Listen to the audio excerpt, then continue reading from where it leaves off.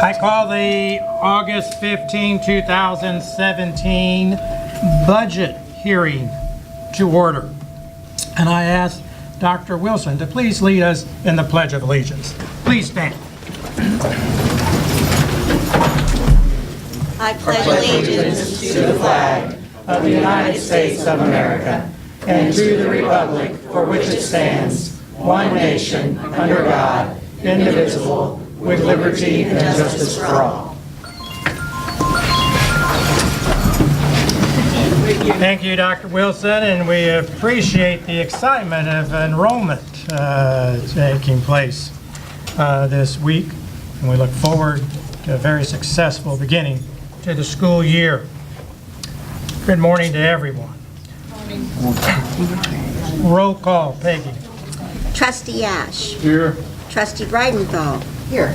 Trustee Brown. Here. Trustee Daniels. Here. Trustee Garner. Here. Trustee Maddox. Here. Trustee Rios. Here. At this time, if there is anyone wishing to address the Board of Trustees concerning the 2017-18 budget, please step up to the microphone, give your name, address, and feel free to make your comments. Please limit your comments to 5 minutes. Is there anyone wishing to address the board about the budget?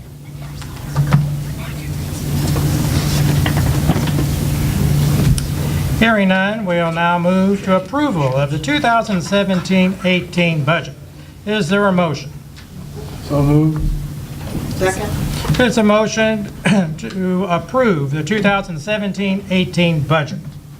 Those in favor, please signify by saying aye. Aye. Those opposed, same sign. And the motion carries. Thank you. Thank you. Motion to adjourn the budget hearing. So moved. Second. Those in favor, please signify by saying aye. Aye. Those opposed, same sign. And the motion carries. Thank you. We are now going to go to our regular board meeting. Before going into our regular board meeting, I wish to make a statement. To our 2017 graduates, current students, faculty, staff, and fellow Board of Trustees, I want to express my sincere regret and accept responsibility for neglecting to give credit to the author of the poem I used during my remarks at the May commencement, The ABCs of Life by Sherry Scott Noble, and to Mr. Tom Lee, whose 2004 speech included words I used. Sherry Scott and Tom Lee deserve full credit for their words. I give them their due credit today. Their words have and will continue to inspire many. My mom used to say, "It is not enough to know better. You have to do better." I failed at this, but I assure all, I will do better moving forward. Thank you. Roll call. Trustee Ash. Here. Trustee Breidenthal. Here. Trustee Brown. Here. Trustee Daniels. Here. Trustee Garner. Here. Trustee Maddox. Here. Trustee Rios. Here. Are there any amendments to the agenda? Then a motion to accept the agenda as presented. So moved. Second. It's been moved and seconded to approve the agenda for August 15. Those in favor, please signify by saying aye. Aye. Those opposed, same sign. The motion carries. Consent agenda. Consent agenda are on pages 4 through 23, items A through D. Is there a motion to approve the consent agenda? Mr. Chairman, I have one clarification on the minutes. It's just a very easy matter, but the last meeting I asked about the SOAR program and or the Blue program, Carice, yeah. And I asked Carice about for the teachers teaching in that program were getting paid, and I misunderstood her to say that they were volunteers. And I think the minutes reflect that they're volunteers, and I don't think anybody is volunteering to do that. So I just want to clarify that the minutes reflect that those teachers are volunteering for that work, and they probably are to an extent because they're agreeing to do it, but they are getting paid. So just want to be sure that's clarified. The minutes should reflect Trustee Daniels' correction. Mr. Chairman, I have a correction to the July 19th special board meeting. Okay. It was stated that I left the meeting to attend a retirement reception. I left to attend a board meeting. Okay. The correction as to the reason Trustee Maddox had to leave the meeting early should be changed to note that he was attending his regularly scheduled board meeting, correct? Yes, sir. I move approval of the consent agenda with those amendments. Second. It has been moved and seconded to approve the consent agenda. Those in favor, please signify by saying aye. Aye. Those opposed, same sign. And the motion carries. Before the next item, I do wish to express appreciation to the staff that had to undertake moving our board meeting. Our regular space is being utilized for enrollment, and we recognized that back in May. And a decision at that time was to have the meeting in the board room. However, hindsight is 2020. Obviously, a bigger space was necessary, and so Randy, the IT, and Jeff's teams all worked together to bring about the use of this room, and we are definitely appreciative of this, and we thank them for their work to make this happen. And now, is there anyone in the audience wishing to address the Board of Trustees at this time?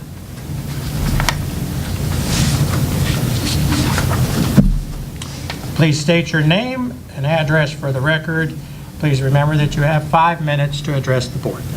Good morning. I'm Jelena Ozegovich, and I'm the Faculty Senate President, and this is Deanne Yates, APC Chairman, and last year's Faculty Senate Vice President. I'm here, and my address is 14516 West 50th Street in Shawnee, Kansas. 15256 Loring Road, Bonner Springs, Kansas, 66012. We're here to address the board and discuss a special session that occurred yesterday of Faculty Senate, and during that time there was a letter that was voted on and discussed by Faculty Senate that we passed unanimously, and after the special session of the Senate, this letter was read to the full-time faculty who were in attendance at the all-faculty meeting. At the conclusion of the letter, there was a spontaneous round of applause. Later that afternoon, I sent a copy of this letter to Dr. Vietti, who then subsequently called me and asked if this letter could be shared with the entire board last night, which I gave the permission to do so. So this letter has already been shared with the Board of Trustees, and I believe our incoming Vice President of Faculty Senate has passed out the letter so that everybody has it at the board. So the letter's dated August 14th. Dear Dr. Rietti and Board of Trustees, the KCKCC Faculty Senate is requesting that the KCKCC Board of Trustees adhere to their own Board of Trustees handbook, and in particular ethics and laws, and censure the chairman for the following issues. First, as representative of the faculty, we believe strongly in academic honesty and integrity. In his May 2017 commencement address, the chairman plagiarized the majority of his speech to our graduates. This was not a mistake with improper acknowledgement of a source or one of two lines or ideas from another's work. In fact, the chairman repeated Mr. Tim Lee's 2004 student commencement speech at Hampton University almost verbatim. Certainly, as a former educator and principal, the chairman should understand that this situation places KCKCC faculty in an untenable moral position. We are expected to hold our students to high academic standard, as outlined in our own academic honesty policy. Dishonesty of any type in a course, including examinations or plagiarized materials, can result in a grade of F and may be cause for suspension or dismissal. Plagiarism occurs when a student uses the ideas or writing of another person and passes the information off as his or her own work. Thus, this same standard should be followed and applied to and addressed by the college trustee to our students, faculty, staff, and community at graduation. It is our hope that the chairman will recognize the college's need to uphold these standards and publicly apologize to our graduates, students, faculty, and staff for his plagiarism and accept responsibility for his conduct. Second, at the July 2017 Board of Trustees meeting, Mr. Darren Elliott, College Senate President, addressed the Board of Trustees as the chair of the KCKCC College Senate. Mr. Elliott stated he was representing Ms. Faith Moody, Staff Senate President, Dr. Yelena Ozegovich, Faculty Senate President, and Mr. Ernie May, Faculty Association President. In Mr. Elliott's remarks, he requested that the presidents of the leadership organizations on campus, College Senate, Faculty Senate, Staff Senate, and Faculty Association, KNEA, be included in any conversations and decisions made regarding the changes in leadership and direction of the college. This was not the first time that Mr. Elliott brought this request to the attention of the chairman. Earlier this summer, Mr. Elliott had requested via email to both the chairman and the board representative to College Senate, Mr.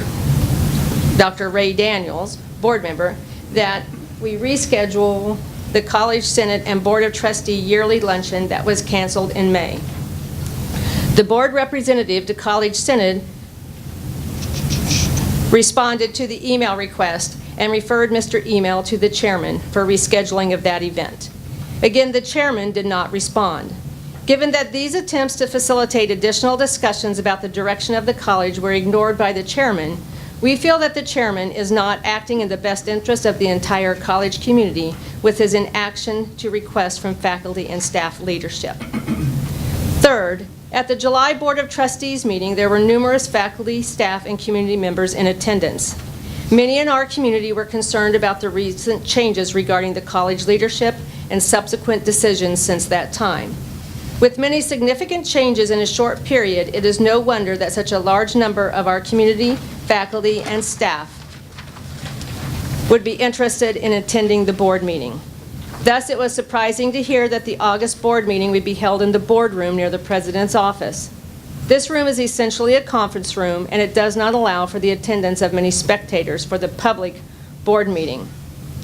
Both Dr. Yelena Ozegovich and Faculty Senate President and Mr. Ernie May, Faculty Association President, requested that the meeting be moved to a larger venue, such as a Learning Commons, to accommodate the many returning faculty in August who may want to attend this meeting. Again, the chairman, through the president's office, denied this request. Interesting, later that same day, the Kansas City Star article was published with accusations of plagiarism by the chairman. It has not escaped our attention that the smaller venue may discourage attendance at this board meeting. In closing, given the damage to the image and reputation of the college and his resistance to open dialogue with the KCKCC community, we believe that the chairman should be censored by the Board of Trustees. Additionally, the Board of Trustees should consider requesting his resignation as chairman of the board. Sincerely, Faculty Senate 2017-2018. This letter was only approved by Faculty Senate. There was really no way to send it all out to everyone in the faculty, so please know that this has only been debated and discussed by those members of Faculty Senate. And in closing, I would like to personally say, and I think many faculty would agree with me, that I strongly believe in the mission and the purpose of our college and our university. I am thrilled to be back for the next academic year, and I am passionate about our students, and I will do everything, and I know other faculty members in the room would say the same, everything in our power to ensure their success. So we appreciate your time and your consideration. And I also appreciate everybody who made it possible to move this to a larger venue, Buildings and Grounds, because I know that was a difficult thing to do at this late hour. So thank you again.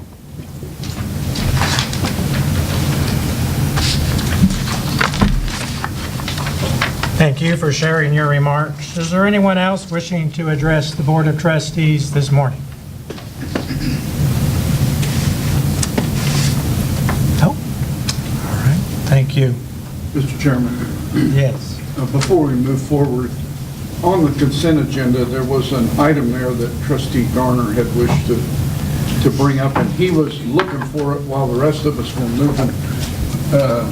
moving forward, and he didn't get an opportunity to do that. Now, I don't know where that leaves us, because we just approved the consent agenda and everything that was in it in its entirety. So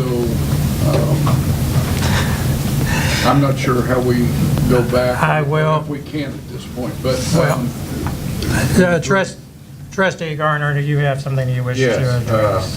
Just in the Finance Committee, we had talked about, it's on consent agenda, item B, the very first one, the approval of the amount of $34,756.19 on the KCOM replacement radios, 7 radios for Yes. our fine campus officers. I'd like, wanting that to be set aside as we had talked about in the Finance Committee. Further review. You can just make a motion to put it on they've already approved it. Can his concerns not just be addressed by the chief now? It could be. But it's, I mean, consent agenda's been approved, so the item. Right, so that's my, but I'm saying if have the chief address the question that the trustee has. If the trustee is not satisfied with the answer, then we would need to reconsider. However, if the trustee is satisfied, then we have already approved, and he will have asked his question, and it will be an answer. Seems like a reasonable approach. I try. Chief, if you would approach. Trustee Gardner, please ask your question. Yes, consent agenda essentially approves radios that weren't of the Motorola brand and type, correct? Yes, sir. And I know just that the preference generally is the Motorola brand, correct? That's correct. Would you like to explain that? And Okay. to the board? We did some research, testing on the radios. The Harris radios, came up. They were adequate. They were fine. Matter of fact, a couple of them tested out a little bit better in some areas. Still unproven. There's several departments that use those radios. Kansas City, Missouri PD, several of the Johnson County fire and police districts, just from a local standpoint. Motorola is what we've always used, both Kansas City, Kansas Police Department, Wyandotte County Sheriff's Department, and that's pretty much based on the system, the overall system that's used. We were looking at it from a couple different ways. Was there another option that could be cheaper?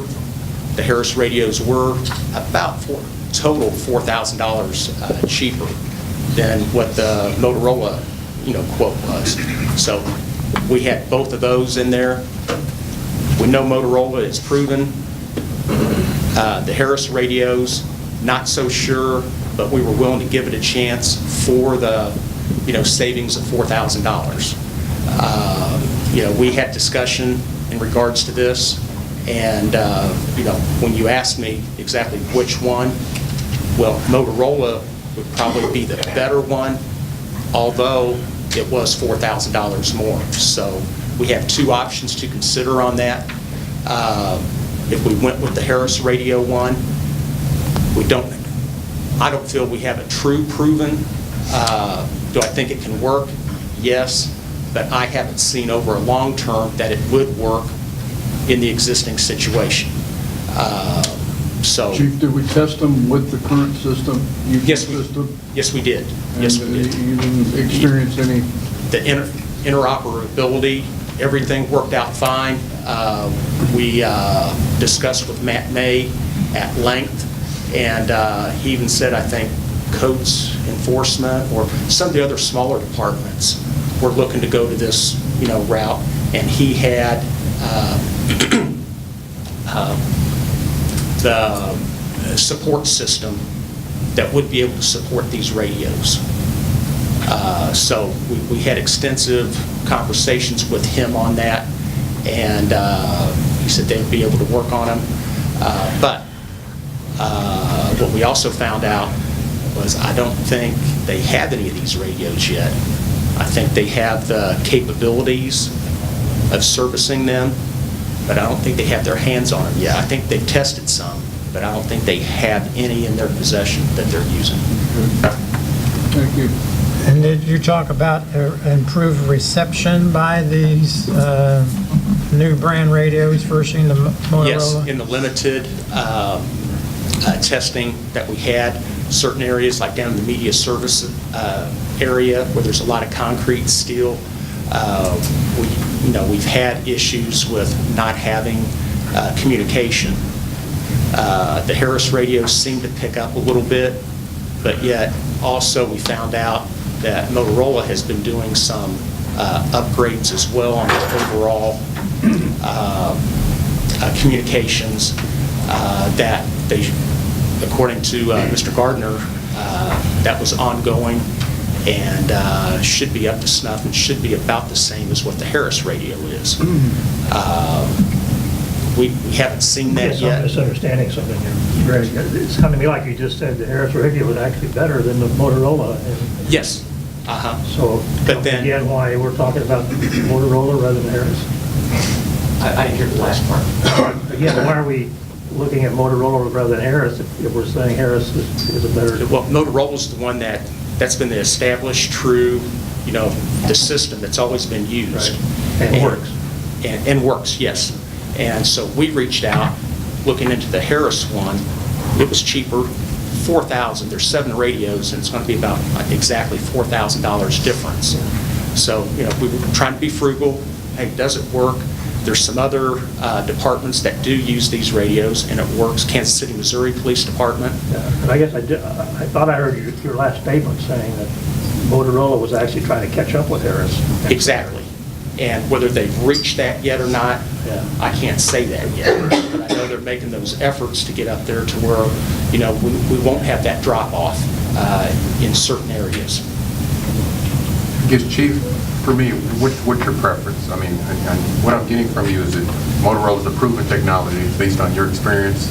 And really, for me, what it comes down to is if your officers are safe, that means student, faculty, and guests here are going to be safe because the communication system is working with something that we know works and it's a proven technology. Is that correct? Motorola delivers that. They're proven. We know it works. The Harris, I can't quite say that. Yeah, it's $4,000 cheaper, but it's not proven in this area. So what's your preference? Motorola. Well, 2 questions. One, was this information presented to the Finance Committee? Was this part of your discussion? This was part of the discussion. And you still chose the Harris? Yes, at the Question? time, Chief was not available. Exactly. We actually talked, My deputy chief. the deputy chief was the one that presented to last us, and finance. he said to go either way. And Mr. Attorney, I would ask you, Could you just review again quickly the board's prerogative around choosing the lowest bid or non-lowest bid? The best bid. Yeah, it's the lowest responsible bid. I don't know if these items were bid out. The Motorola phones, obviously got specific specifications. Exactly.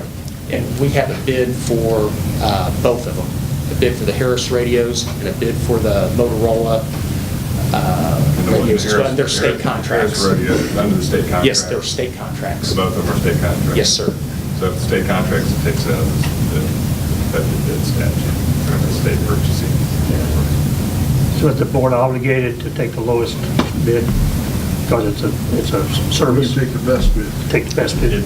Because And best is defined as not necessarily involving money. Yeah, it's the one that best fits the Best needs. fits our needs. Right. Desires of the college, and because it's being purchased under the state purchasing plan, you don't have to worry about the competitive bidding statute.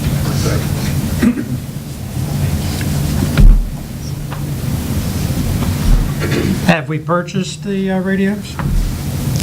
I think the order has been placed. They haven't been received. And I don't know where it's at in the, for the company, have they shipped it? Is it being built? I haven't looked into that yet. Okay. If it has been purchased, would you be able to send it back? We can look into that, yes.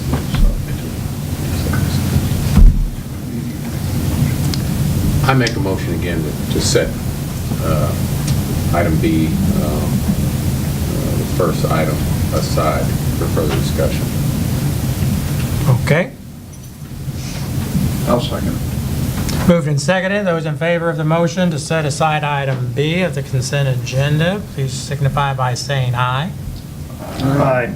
Those opposed, same sign. And the motion carries. Is it the desire of the board to have that discussion now? This is an open session discussion, so we will either have it now or at the end of the meeting, but it has to happen in open session. Well, my interest is, I think, similar probably to what all of our interest is that we give our officers the capability of the best available equipment, proven that we know will help facilitate safety and security for everybody here on campus. And Motorola is a proven technology that we have relied on for ever since we've had campus police, I'm sure. So It's over 35 years, at least. My question would be, is this saying that Harris is not a proven technology? As I heard you, if I heard correctly, in committee and now in open session, major police forces use the Harris radio. Is that Yes. correct? Yes. And But in this area, with the current system that we use, the Unified Government's system, it has not been used in that, in that system. And looking into this further, the support, they say they can, but they don't have any radios to where they've actually worked on any or kept the support up or can guarantee exactly every, specific operability. We're talking about- We were told at first they had them, but then it was like, well, not law enforcement, maybe code enforcement, so that was a big That's a issue big that came difference. up. Yes. Correct. Uh-huh. Because initially, you were presented that you felt the police were Yes. considering going into this. I want to make sure that is clear. Yes. But be that as it may, we're talking about 7 radios. How many radios total do you have in your force? We have probably close to 35 radios. Okay, so 7 of them would be a fifth of the radios that you have, Yes. right? So is it not an acceptable thing to, with the 7, if we want to call it a trial, to see if in fact these radios could be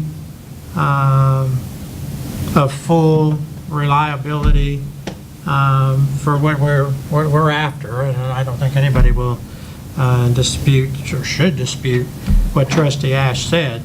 But at this point, as I remember, I want to say it was 6 of the radio. The reason for the request for 6 radios are not even. Right. We're Correct. 6 short, Yes, so we're like operating without. right. So with having these radios, you have them. You've had discussion about that they can't, they're looking at being supported, that you don't know unless you have them, right? We don't know about the improved reception or not, again, until we have them. So is it prudent to test these to see if in fact they are as reliable, or maybe more so, than what we have had? Well, we've already tested them. We can't keep them for months and know, hey, when the weather changes, when the leaves come on the trees, does that interfere with, the operability right there? The limited time that we had it, we had an increase, or at least we weren't getting the intermittent outages that we had.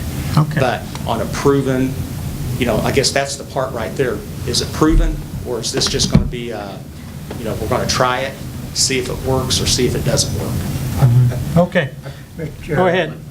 I caution any type of conversation, when we talk about the safety of faculty, students, and our officers, that's not something that you play around with the trial. You're talking about 2 different vendors. Hopefully, the conversation isn't being had that we have 2 different vendors with 2 sets of radios with 2 different service agreements. I believe in continuity and consistency of what the chief is telling me is proven. The chief is saying that's what he prefers. I support the chief in that.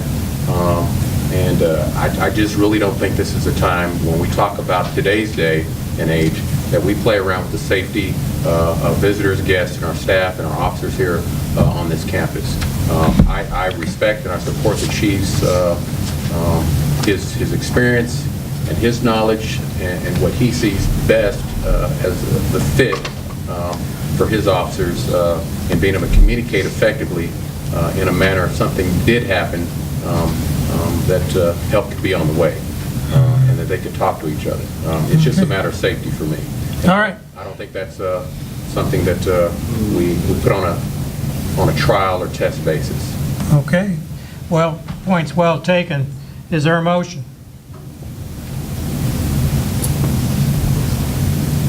Yeah, I'll move, and because we put the entire Part B aside, it's more than just this one motion. So I'm going to move that we approve consent agenda item B, changing item 1 to purchasing Motorola instead of the Harris KCOM. Second. It has been moved and seconded. Is there any further discussion on the item? I would just say if Harris wants to give us a couple of them to have for a year, to adequately, integrate them, utilize them, and thoroughly test them and so on and so forth, I think we'd be open to doing that for them. But I don't think we'll have to purchase them to test them. All right, Chief, you understood that Yes, sir. request? All right, there is a motion to approve the consent agenda now as amended, which would be to replace item B with the recommendation of purchasing the Motorola radios for our police department. Hearing no further discussion, those in favor, please signify by saying aye. Aye. Those opposed, same sign. And the motion carries. Thank you. Thank you, Chief.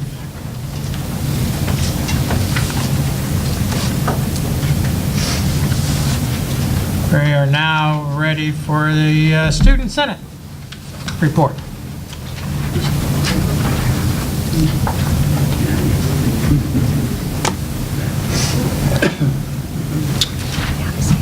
You should be prepared to read the resolutions. Good morning. Good morning. Good morning. My name is Gary Enrique Bradley Lopez. I'm the Kansas City, Kansas Community College Student Senate President. So basically, I'm going to go down what we have done, in July and in early August, and then go from there and then talk about some upcoming events. So this is the first time that Kansas City, Kansas Community College has hosted a blood drive in the summer. Our goal was that we get 20 people in there, and we were able to exceed that goal. We had 33 participants, 8 new donors, 29 units of blood. That means that 99 lives were saved, 3 per unit. So that's pretty great for us. The Student Senate 2017-18 theme is still going on, and we're still advertising that theme. Does anybody know what that theme is on the board? All right. Does anybody know what get turned means? Yep. Yeah, I do? Yep. All right. What about Bay? That's for Dr. Eddie. All right, can you tell what that means? Before anyone else. All right, good job. Proud of you. All right. And she wasn't even here at the last meeting. All right, so the Student Senate, we continue to do our weekly updates. We do vlogs on our Facebook Student Senate page, and it gets to a lot of students. They get a lot of information through those vlogs. That's pretty cool. And then we also have the first 12 days at KCKCC. This will be the second year that we're hosting this event, and it'll be from August 21st to September 18th. Each day, starting from day 1, our students will have the opportunity to participate in various activities across the campus. This is a campus-wide collaboration, so you guys have the calendar. If you guys want to look at those calendars, that'd be pretty nice. We're also going into intramural sports. The KCKCC Student Activity is hosting 5 new fall intramural sports for students to participate in. So a few of those are 3-on-3 basketball, sand volleyball, and Uno. We had the Blue Showcase upstairs during the SOAR program, and so there were a few students that signed up to be in those intramural sports. Also, some of the new clubs that we're having in 2017, the KCKCC Student Activities is starting the year off with a couple new clubs, and that's photography, TV broadcasting, the Parent Council, Writing Club, and Pre-Nursing Association. As of now, those are special interest groups, but in order for them to be an official club, they have to build recruitment, they need a constitution, and make a board, and then they can get funding from that. So that's the way that we start that. We also, if you go right here, we also we changed the white gold candidate wall. So congratulations to those that advanced, and good luck to those that are also candidates. I think we have one candidate here for the KCKCC Board of Trustees. So you can go out there and get that information or look at the information. So congratulations, and thank you to Ms. Tracy Reed for updating that wall for the general election. I know that on October 11th, we're also going to have a forum for students to ask questions to the candidates, and it's not really a debate or like a political forum, but it's more to get to know the candidates on a personal basis instead of getting to know the candidate as a politician. So that's cool. FBOE also had recruited 15 new students that have joined FBOE through the summer, and 7 of them are up for LLCs this September. We're raising money, and we're also getting students to get more active in their businesses, and it was also 100% retention, so that's great. You guys all have the 2017-18 calendar for the events on main campus and on the Pioneer Career Center. Also on there, we have a few of the upcoming events. I know that on this upcoming Saturday, the student housing move-in barbecue, that the students and families will be able to be in there. Last night, a lot of the students were out playing volleyball, which was pretty cool because I never really seen that at the dorms, and this is the first time I got to see a lot of students hang out, and so I know that the barbecue is going to go well. On Tuesday, August 22nd, the women's soccer opening game will be here at 7 p.m. August 21st through the 8th, September 8th will be the first day at the first 12 days at KCKCC. And so there's just more events on there. You know, the main campus back to school bash will be September 8th from 11 a.m. to 1 p.m. And then there's one on September 14th. There'll be the evening student reception, which will be a dessert kind of competition. So that's basically it going on that list. I want to thank you, Chairman Rios, for the apology. I do respect that a lot. And I also want to thank the board and everyone for allowing the students to have a voice and allowing us to speak and give you guys updates. The students really feel appreciated that you guys support the fact that we can have a voice and speak. Thank you. Thank you.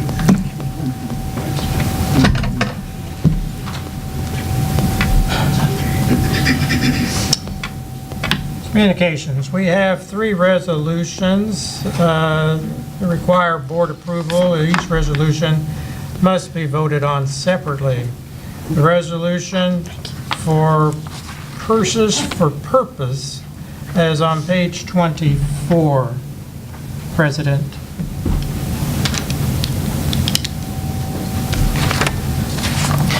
My first official act at a board meeting. A resolution regarding the consumption of alcoholic liquor in accordance with KSA 41-719D. Whereas Kansas Statute Annotated 41-719D prohibits the consumption of alcoholic liquor on public property except where expressly permitted by law, and whereas the Kansas City, Kansas Community College, parentheses KCKCC, is authorized under Kansas law to exempt from the provisions of KSA 41-719D specified property which is under the control of the KCKCC Board of Trustees and which is not used for classroom instruction. Now therefore be it resolved by the Board of KCKCC. Section 1. KCKCC hereby exempts for Wednesday, October 18th, 2017, from 5:30 to 8:30 p.m., the multipurpose room at the Dr. Thomas R. Burke Technical Education Center, parentheses TEC, from the requirement of KSA 41-719D. Section 2. This exemption is granted in connection with the holding of the Women's Chamber of Commerce of Kansas City, Kansas membership drive and scholarship fundraiser, Purses with a Purpose, passed and approved by the Board of Trustees of KCKCC in a meeting held on August 15, 2017. Board of Trustees, Kansas City, Kansas Community College. Motion for approval? Second. So moved. Been moved and seconded to approve Purses with a Purpose, use of our facilities and alcohol consumption. Those in favor, please signify by saying aye. Aye. Those opposed, same sign. And the motion carries. I draw your attention to page 25, resolution for Catholic students of the Kansas City, Kansas Community College to hold Mass for the various dates this semester. A resolution regarding the consumption of alcoholic liquor in accordance with KSA 41-719D. Whereas Kansas Statutes Annotated 41-719D prohibits the consumption of alcoholic liquor on public property except where expressly permitted by law, and whereas the Kansas City, Kansas Community College, parentheses KCKCC, is authorized under Kansas law to exempt from the provisions of KSA 41-719D specified property which is under the control of the KCKCC Board of Trustees and which is not used for classroom instruction. Now therefore be it resolved by the KCKCC Board of Trustees, Section 1, exemption for the following dates in 2017 from 12 noon to 1 p.m. Wednesday, August 30th, Wednesday, September 20th, Wednesday, October 19th, Wednesday, November 1, Wednesday, December 8th. Upper level jewel from the requirement of KSA 41-719D. Section 2. This exemption is granted in connection with the holding of the celebration of Mass for the Catholic students of Kansas City, Kansas Community College, passed and approved by the Board of Trustees of KCKCC in a meeting held August 15th, 2017, Board of Trustees, Kansas City, Kansas Community College. Motion to approve. So moved. Second. I'm sorry, can I interrupt for 1 moment? December 8th is a Friday, not a Wednesday. Making sure you do that. Writing them on my calendar, so that I just received. We are happy to follow up on that and either correct the date, or perhaps it is a Friday because that might be finals week. So if you would prefer to approve all of the dates but December 8th, we could bring a different resolution back for the According to our unimproved calendar, the 6th, which is Wednesday, is when the candle lighting ceremony is at that noon hour. Probably moved it. Oh, so they're going They may to, have moved, they Good moved point. it to Friday. I don't know, but So candle lighting is scheduled for. my recommendation is that the board approve the resolution as read. If we need to correct it, we will bring it back to the September board meeting. Okay.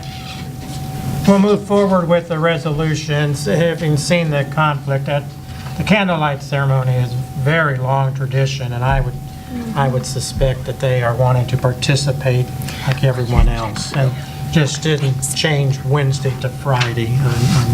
But as long as they have either we have the day or the date correct, the resolution would still be in full effect.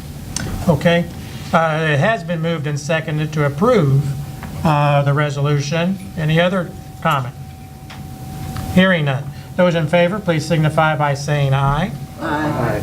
Those opposed, same sign. And the motion carries. Bring your attention to page 26, resolution for a reception at the Art Gallery. This is the final resolution to be approved at the August meeting. A resolution regarding the consumption of alcoholic liquor in accordance with KSA 41-719D.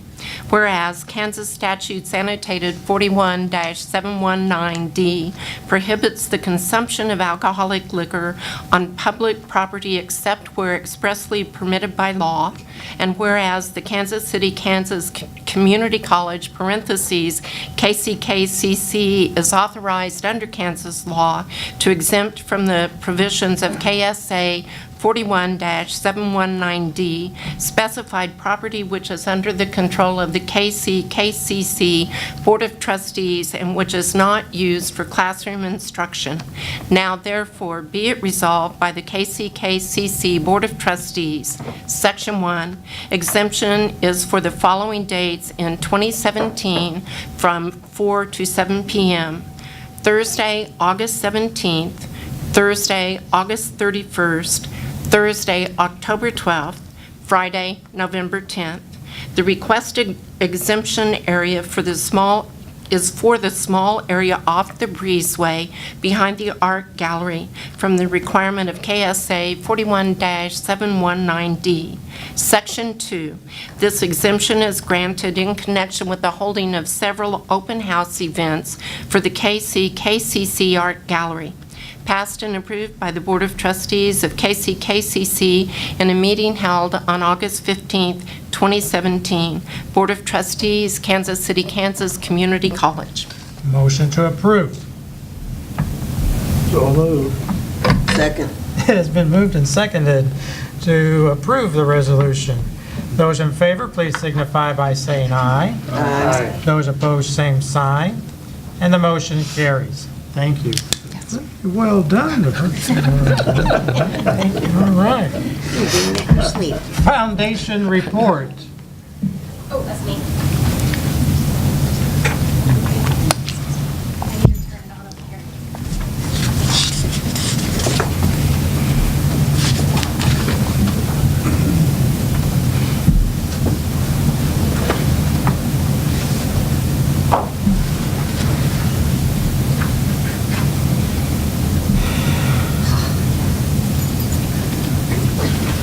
Long-distance short legs. Okay. Good morning. Good morning.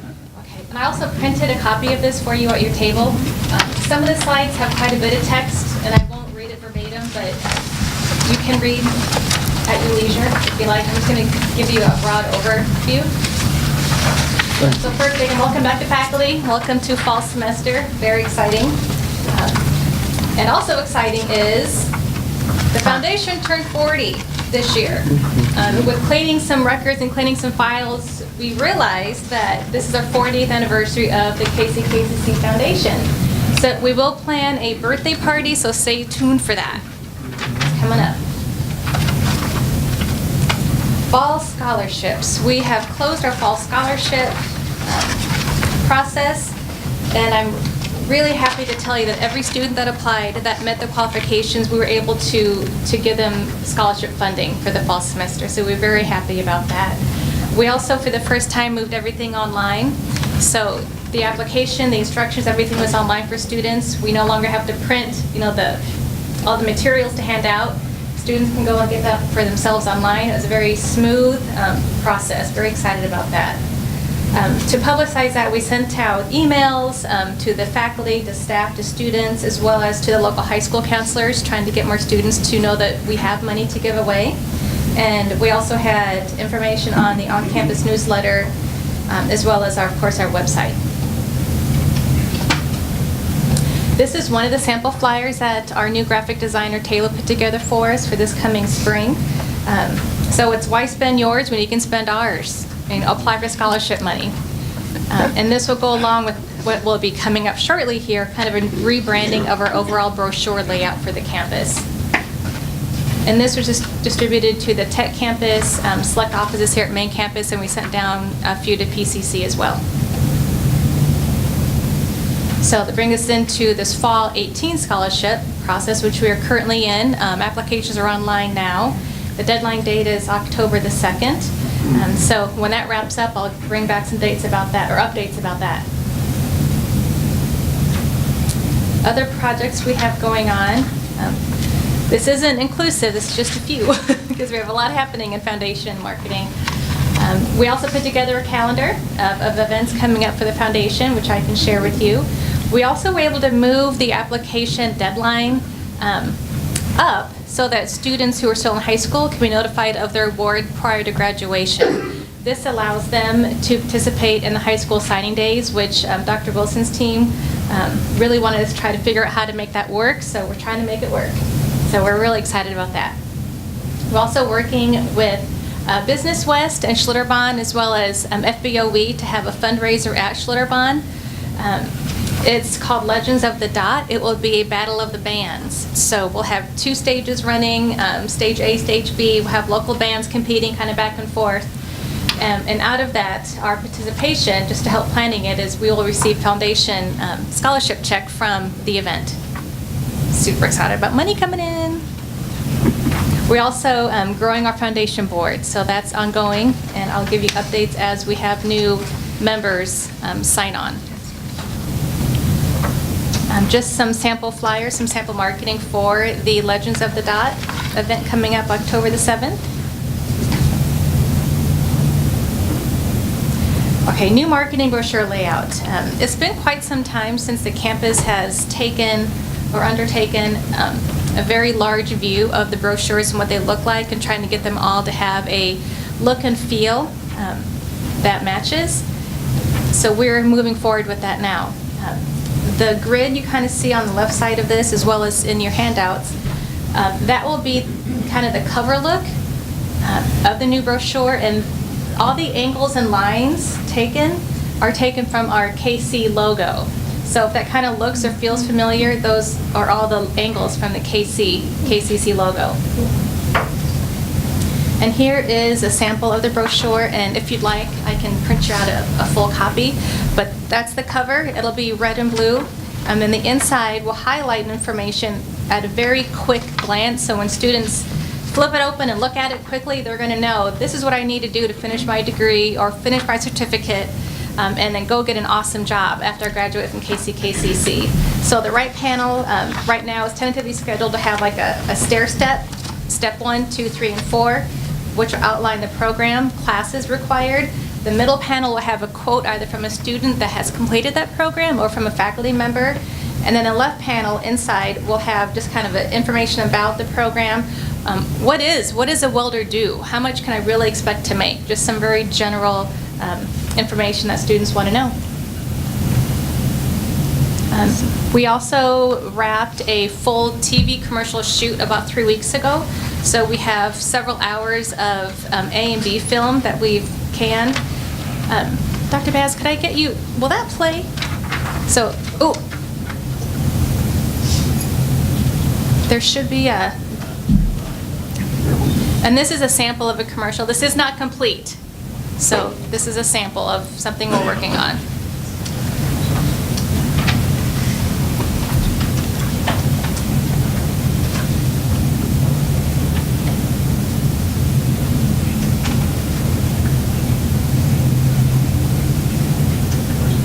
Or I can email it to you.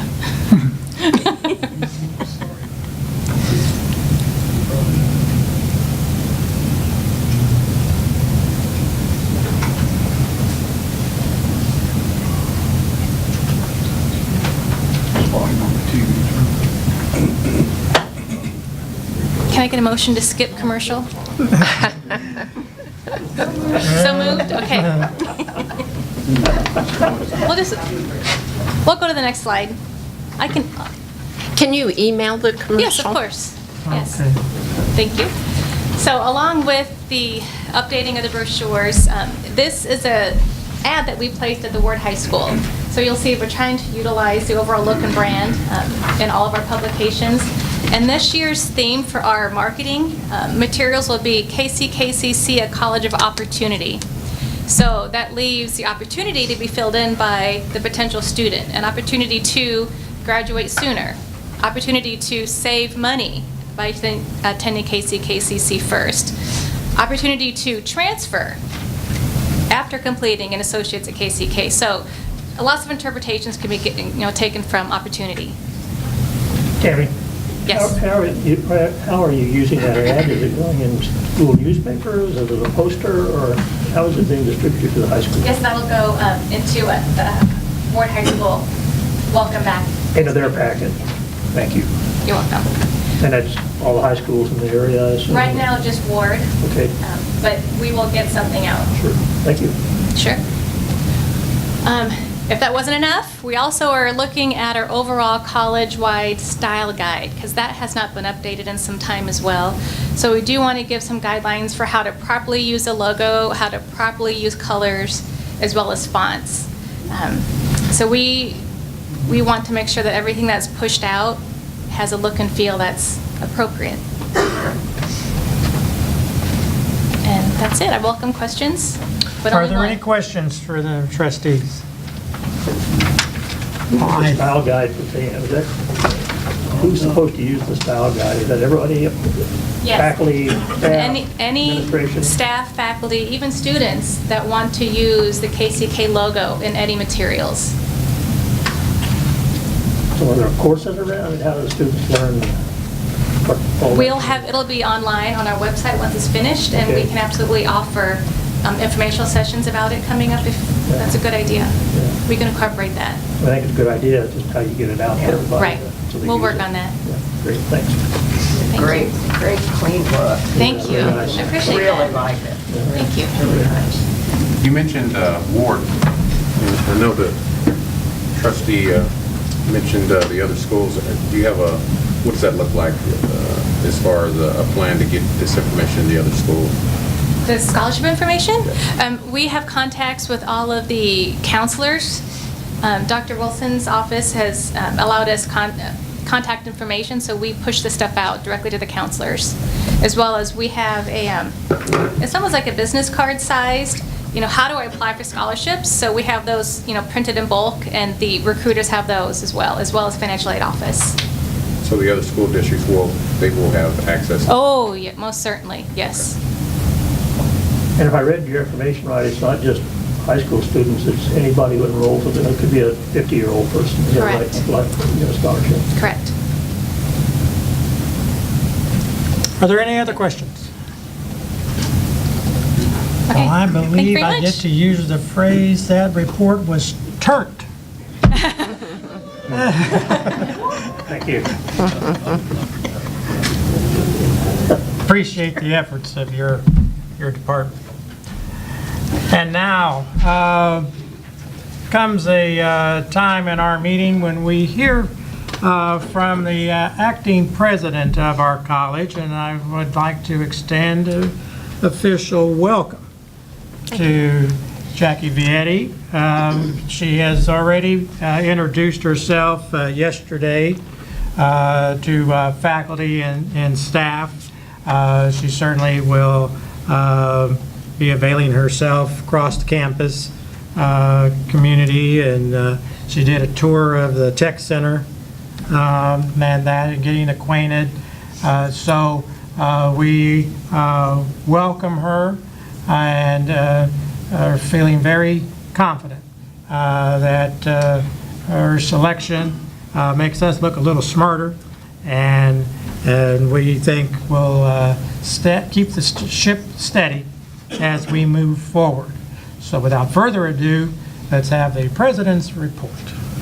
Thank you. My second official act at a board meeting.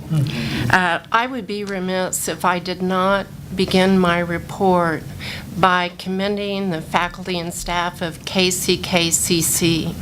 Without exception, every individual I've met has an amazing level of passion and dedication and an unwavering focus on student success. That was reaffirmed during the welcome back gathering yesterday. From my perception, you could feel the energy in the room. You could feel the excitement about launching a new academic year. And the dedication and passion were palpable.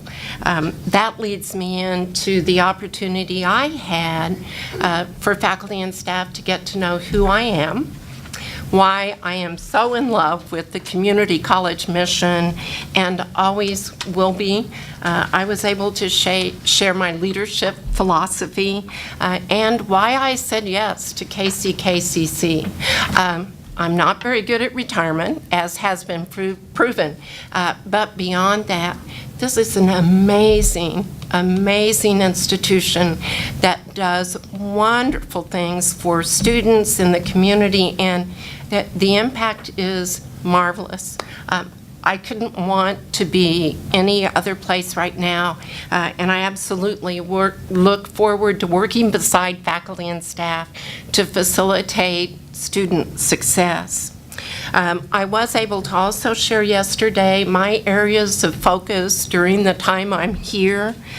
We have 2 key searches to conduct.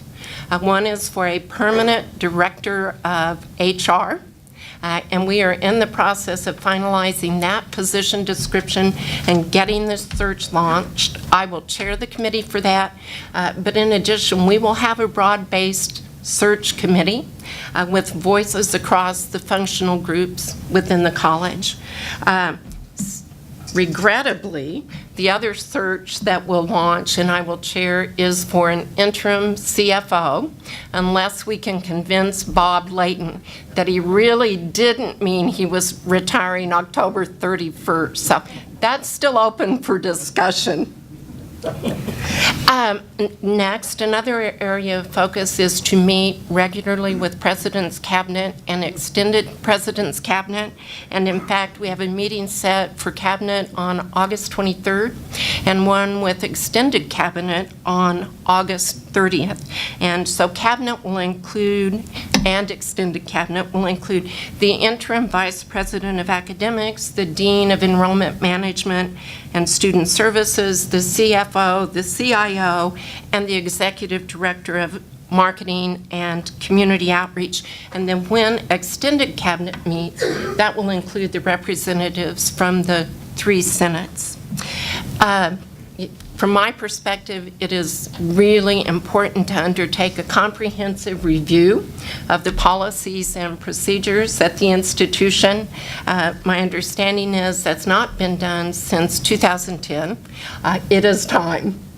And so we will figure out the best process to do that, because process always drives outcomes. We'll also look at the organizational chart. I was noticing on the website before I arrived here, it's not current. And we may have the opportunity to make some shifts that would increase our effectiveness or our efficiency. The board likely is aware that we have some Higher Learning Commission reports due this year.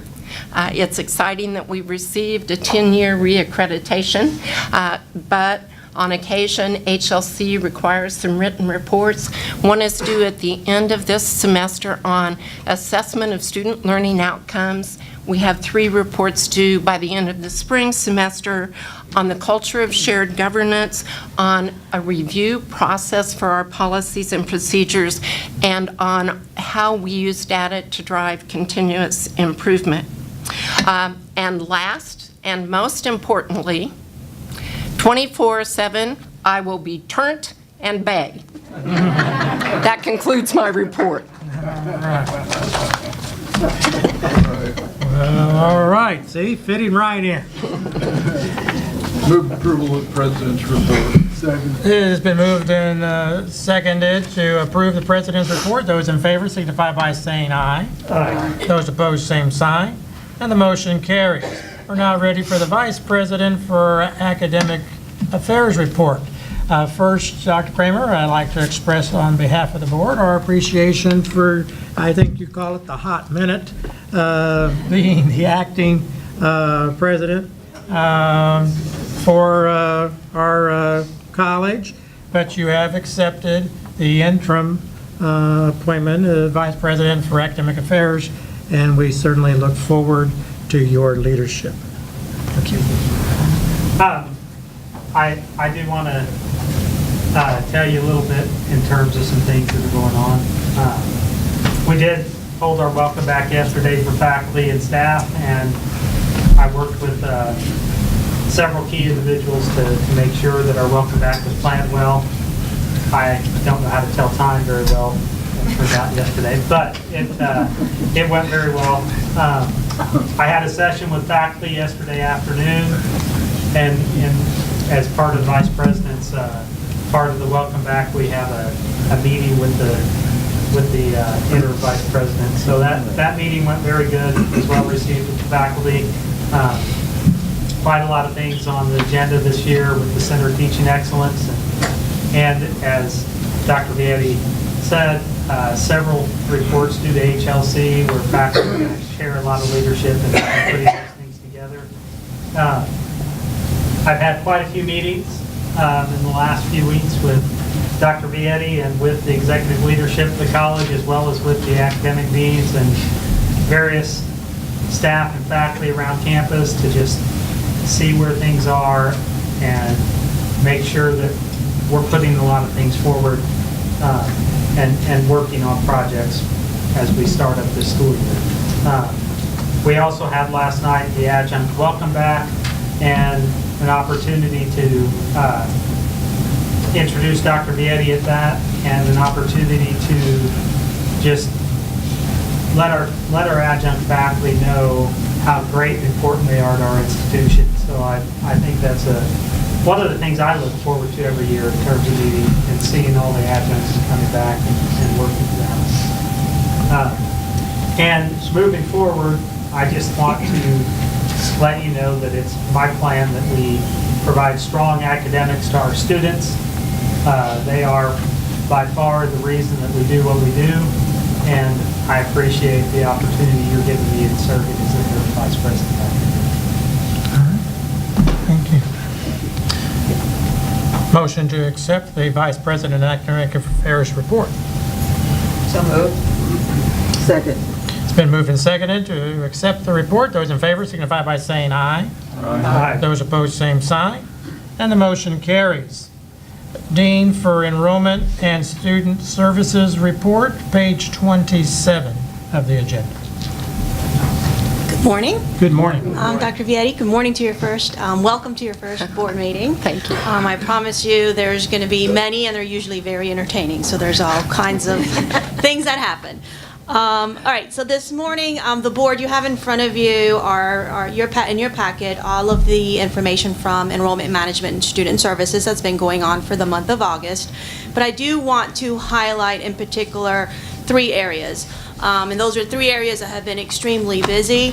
And we've had the opportunity to work not only with an Enrollment Management and Student Services, but with other offices such as the IT, Institutional Effectiveness, Campus Police, to kind of come together and be able to do a couple of things such as SOAR and Express Enrollment and UPass. So the first area that I want to talk, obviously, is going to be enrollment. As you guys know, Ms. Tina Church Lewandowski.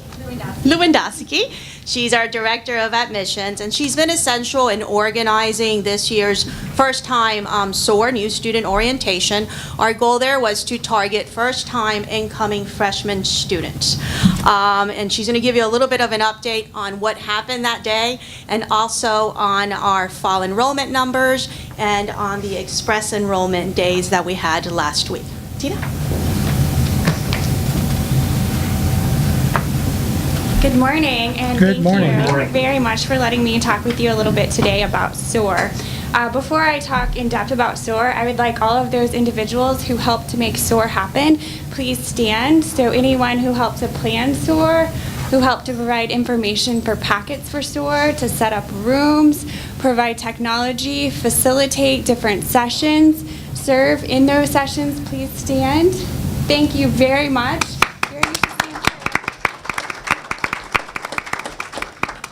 So it was really a campus-wide effort that we were able to make SOAR happen.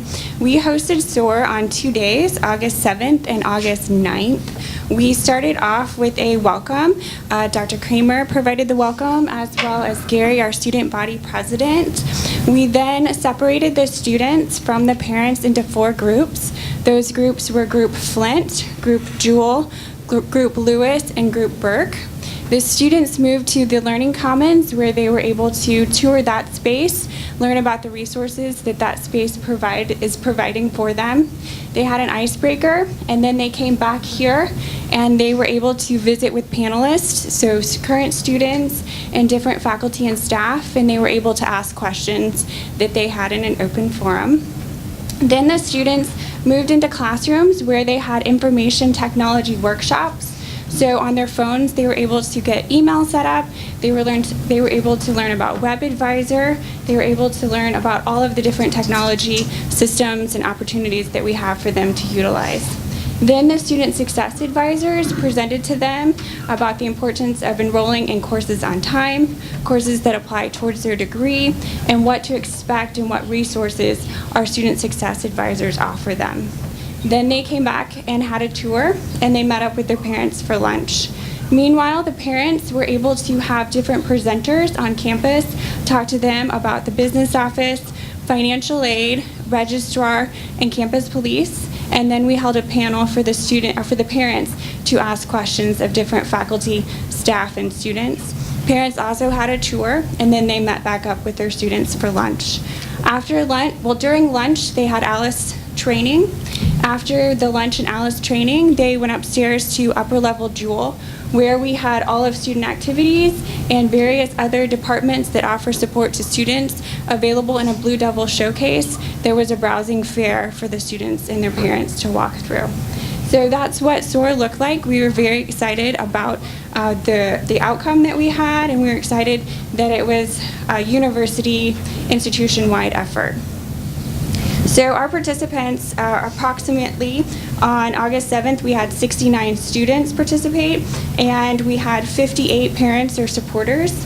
Then on August the 9th, we had approximately 85 students and 61 parents or supporters. So we were very excited about the turnout for our very first time. We do have some plans for future SOAR as to increase those numbers, how best to get into the schools and increase them. And we're looking at, for spring, having a transfer or non-traditional student SOAR for our incoming spring students. Moving on to Express Enrollment, it was a very busy week last week for us. So Friday and Saturday, we held Express Enrollment. We had admissions, financial aid, registrar's office, student success center, business office, the bookstore, and campus police, all available to offer services outside of regular business hours. We were able to serve between the 2 days 72 students, and then last spring when we offered this, we were able to serve 64 students. So we did have an increase in the amount of students we served from last spring to this fall. As far as enrollments, our overall fall 2017 enrollments are up 5% overall, which is 208 students. These numbers were provided by Institutional Effectiveness as of the 8th of August, so ideally they have increased, but I don't have those numbers for sure.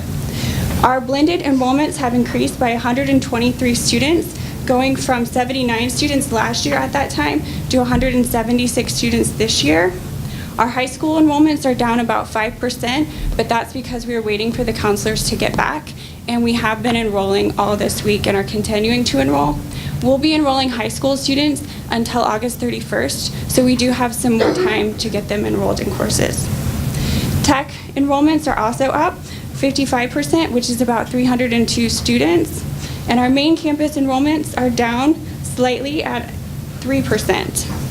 So those are our enrollment numbers. Any questions? Are there any questions from the trustees? Hearing none. Oh, go ahead. First of all, I just want to thank you and your team so much for this really strong effort. I mean, this is something we've been talking about a long time, of developing those relationships with incoming students and the ones that are here. So when I read through it, I just was really impressed with what you've done. Secondly, I think I know what blended courses are, but could you give the board just a quick rundown on what a blended course is?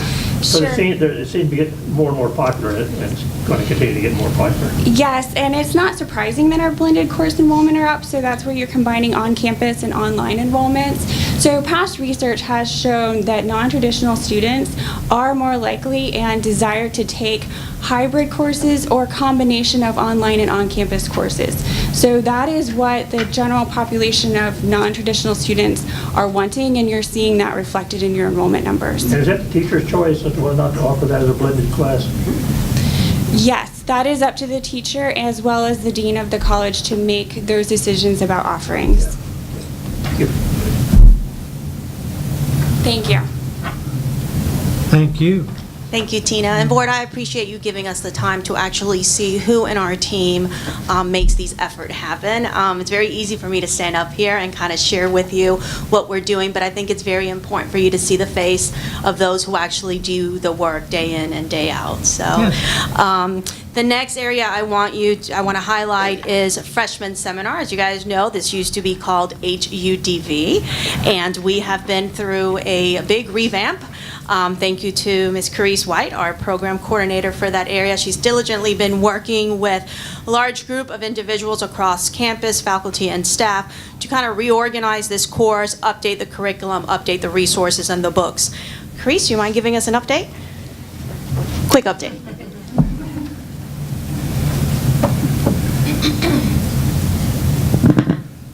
Hello, I believe that there was an update in the packet last month, and there were a couple of questions asked. I'm not going to review any of that. I guess maybe the portion that I should include is, I know that first of all, we are completely finished with the shell that all of the instructors will utilize for their courses. We will have the purpose of this course is really to get students involved in KCKCC, so the majority of our classes are on ground, but technically blended. So that, I think that might account for a whole lot of those blended classes, because every single one of the blue courses is considered blended at this point, with the exception of 4 online, because we always have to have online sections available. As far as one of the additional components of the curriculum is we're adding more opportunity for students to really analyze and assess their own strengths as well as their weaknesses, which is important from the viewpoint of determining what career you really should be choosing to enter. And I do have an update when it comes to the content of the books, the sales of the books in the bookstore. The online version will be free for everyone. However, the bookstore is selling a hard copy for those students who want and need a hard copy for $10.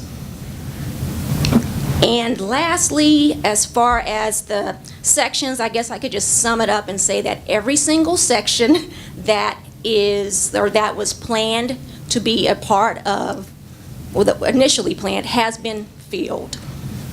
So we have our faculty who are ready to go, and we might actually need to add a couple of more, but we'll see what happens over the next couple of days of enrollment. Oh, wow. And I am happy to entertain any other questions if you have Okay, so any. those classes available at Tech and Leavenworth too, or just the main campus? They are available at Leavenworth. They are currently not available at Tech, and I believe the reason is Tech sends any of the students who are going into, who pretty much is business courses. I believe that they will possibly be coming over here to KCKCC. Anyway, main campus. They just send their students individually over to take the courses here on main campus. But yes, we do have it at Pioneer.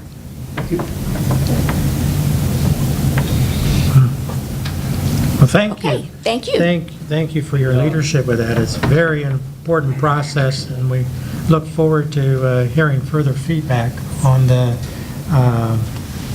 what you get from the students as they go through, and I think it's important to hear from the faculty as well. Yes. Supporting them, being able to do what they're wanting to provide with the students as well. So we look forward to that. Thank you. Thank you, Carice. And I think part of what Carice is wanting to do with this new, the revamp of this course is to go ahead and offer it as is for the fall semester, kind of use this time to evaluate, look at, what students are saying, look at what our faculty that's teaching the course is saying, and then moving forward, make changes as needed as we move through to upcoming semesters. So it's been a lot of work in a very short amount of time, so I really appreciate what Carice has been doing to make sure that she gets this off the ground and gets it going, so thank you, Carice, again. Our last initiative that, again, was one of those very last-minute initiatives that, came to us, and we were very excited to take it over and get it implemented, was UPass. And as you guys know, our students will be able to ride the Metro bus using their student ID card as a swipe to access the bus. So we had a group of individuals under the leadership of Linda Warner who, put us together to get this going, right? So we had IT who provided support, Sure, and Matt who provided a lot of help, Dr. Boz. We also had our campus police, Jason, who helped us with, getting everything started. And obviously, Linda, who helped organize the meetings, and admissions, who are the ones who actually give out the ID cards. So I want Linda to come up and just give us a little bit of an overview of what she's done the last couple of weeks with the UPass program.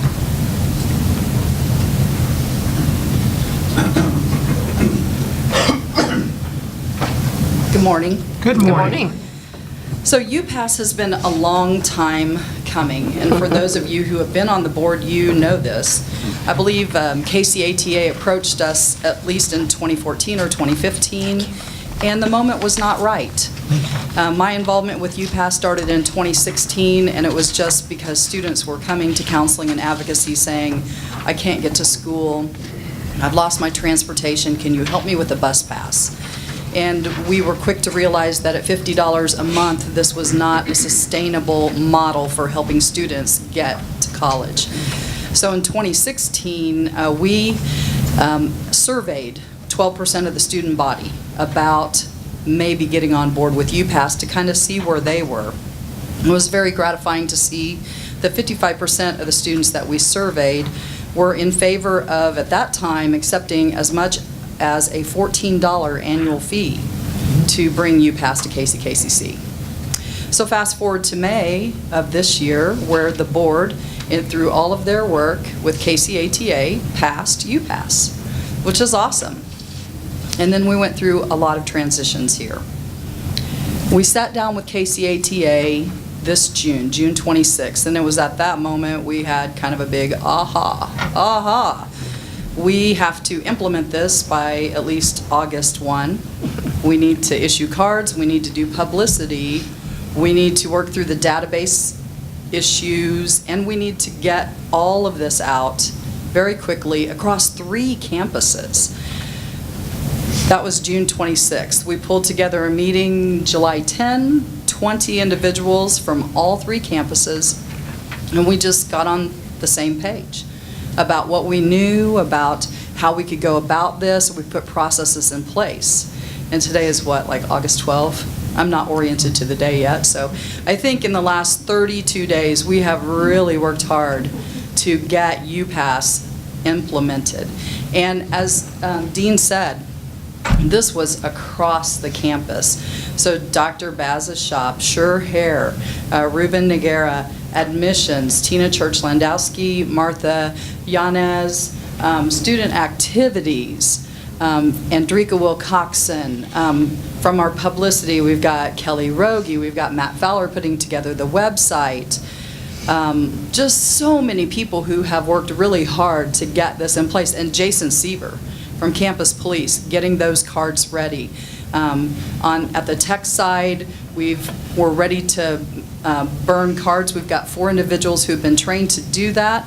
And so when SOAR came, our goal was when we get parents and students here for SOAR, we want to be able to issue those first cards. And we set a goal of August 7, and we were able to get that done. 9:30 a.m. the cards were delivered. That's right. Yes. Jason worked so hard to get those here so we could do it. It's very exciting. Cards have been issued. Students have been writing.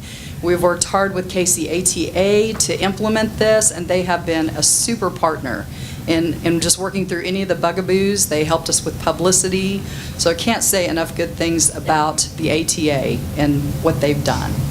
But it was 3 campus, all hands on deck, and I'm just so happy to have been involved so that we could bring this valuable tool to our students. What we passed out to you was a UPass fact sheet. And it's just something that's floating around campus to try and help students answer questions that they might have. There's more publicity. You'll see posters and things out. We're working on a joint press release. Matt Fowler has created numerous items that are going to go on the website. So we're up, we're rolling, we're thrilled to have this come to KCKCC. Can I answer any questions for you? Are there any questions? Well, I'd just like to say I'm very excited about this.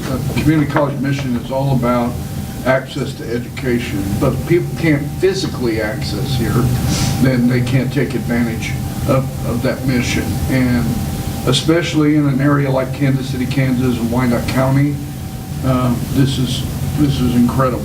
And so we are so excited about this, and I appreciate everybody that worked on this to make it come about. This is one of the greatest things for students and potential students here that I think we've ever done or could have done. So thank you all very much.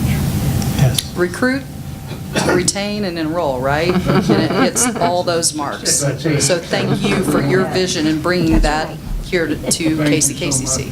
Thank you. Everybody. Thank you, Linda. That concludes my report, unless the board has any other questions for any other area under enrollment management and student services. Are there any other questions? I don't see any, so thank you very much. Appreciate that turnt report. All right. We're now ready for the Dean of Health Professions and Continuing Adult Education, pages 45 through 47 of your board packet. Good morning. Good morning. Good morning. I just want to point out a couple of things from the report, and I'd like to jump to the continuing education report from Dr. Marissa Crawford-Gray. And at your table, each of you has a copy of, and I know some of you have even been using this already this morning, a copy of the Kids on Campus Day Camp calendar that was created. And what's really exciting about this is they offered the opportunity for students to purchase this, as well as they have extra copies if anybody would like to contact Dr. Gray. These are sold for $10, and a little bit under $7 of that goes towards scholarships for students to be able to participate next year in Kids on Campus. So that's really exciting that this is not only an awesome calendar that shows you all of the students that participated this summer in their groups, but it's also helping support the availability of students to be able to access that service next year. We ended with a little over 240 students that got to be active in this. In previous years, we have had a max of 140 students. So we served a significant higher population. We also were able to offer it 5 days a week instead of 4. We were able to offer it for only a slightly increased cost. Of course, next year it's going to have to be a little bit higher, but they were able to do some amazing things. So we're really excited to not only be able to have that program again, but also to be able to share some of the excitement with you. The other thing that, oh, I'm sorry. You mentioned about a potential increased cost. Did we survey to see what would be, I don't know what the right word would be, I'm going to say tolerable. So did we survey to kind of get a feel? We have. It has gone out, and they're still collecting the results, and we'll be tabulating that. Probably within the next couple of months would have a response for that. And it will certainly not be an outlandish amount, but definitely going to have to, it's going to be a little bit more. It was more expensive to do some of the things that we wanted to do, and so we want to make sure that we're able to continue to offer that service, but not to be a significant financial burden on the institution. Was it a significant difference simply because we had more students, or? I think, Marissa, do you want to answer that question? Or? The difference in the number of will students be. that participated. The difference that we're going to move up to? Yes, because of the students and also the cost of the activities that were involved. We had transportation, which we did not anticipate that cost being as large, and the lunches. Previously, we'd been subsidized by some of the other government programs and found out that that did not exist halfway through the program. So there's not something called summer feeding program? Yes, we were involved in that to a point, not for the full duration of the program. So. Thank you very much. Just step on it. The other thing I would like to call your attention to is at the bottom of the first page, just a couple of things. One of the mentions that I made last month was that we were keeping our fingers crossed for a grant, and Tom Grady and I were pleased to share yesterday that we did receive a grant from ACUE for $75,000 to fund 60 seats in their Excellence in Teaching Practices certification course. So we will be implementing that with approximately 30 faculty this fall, and the deans will be going through that with their group, and then in the spring we'll be doing another group of 30. And although we know that there have been very few community colleges that have gone through it to this point, we are thinking that maybe we are one of the only community colleges that was awarded this grant. So we are very excited with the opportunities that this will afford to our faculty to improve their abilities in the classroom and to assist our students. And we will be implementing it both with full-time and some adjunct faculty as well. And it will be across all the campuses. So that's exciting. The other thing to let you know that we did not have an academic catalog last year. So we were operating in 2016-17 using the 2015-16 catalog. And so over the summer, there have been 4 of the administrative assistants, Janice Spillman, Mindy Knipe, Wayne Gibbons, and Lisa Gammon, and myself have been working on that. And we are excited that we will have a revamped catalog that will be much more user-friendly and guide students. It will also be correct. It will have information that is accurate, and all of the degree programs will have at least 60 hours and the minimum number of credits that they need. Yeah, it's an amazing concept, and we are hoping that by Friday, we are 99.99% sure that it will be live on Friday. So we are excited about that project finally being completed. And at that point, I would entertain any questions. Are there any questions? What does ACUE stand for? Association of College and University Educators. And it is the other thing that I think is neat about the program that I said it's funded by Casey Scholars and Kauffman Foundation, but it is also fully endorsed by the American Council of Education. So it's an amazing program. Are those classes are going to be local then? It's all done online. So it's a 28 module course, and each module is approximately an hour, and so the faculty will do those on their own.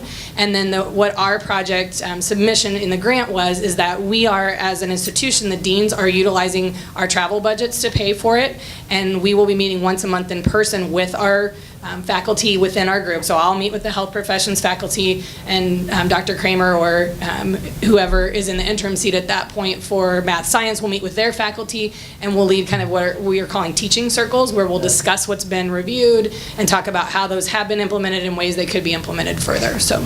And can that be dovetailed with Yama's program of learning commons around it, teaching? Mm-hmm. So it's run through, Tom Grady is the faculty assistant director of the Center for Teaching Excellence. So we're working through there, and then we're hoping to kind of pull in some of the assessment stuff and just work it all together. Very good. Congratulations. Thank you. Yes. Thank you very much. Thank you very much.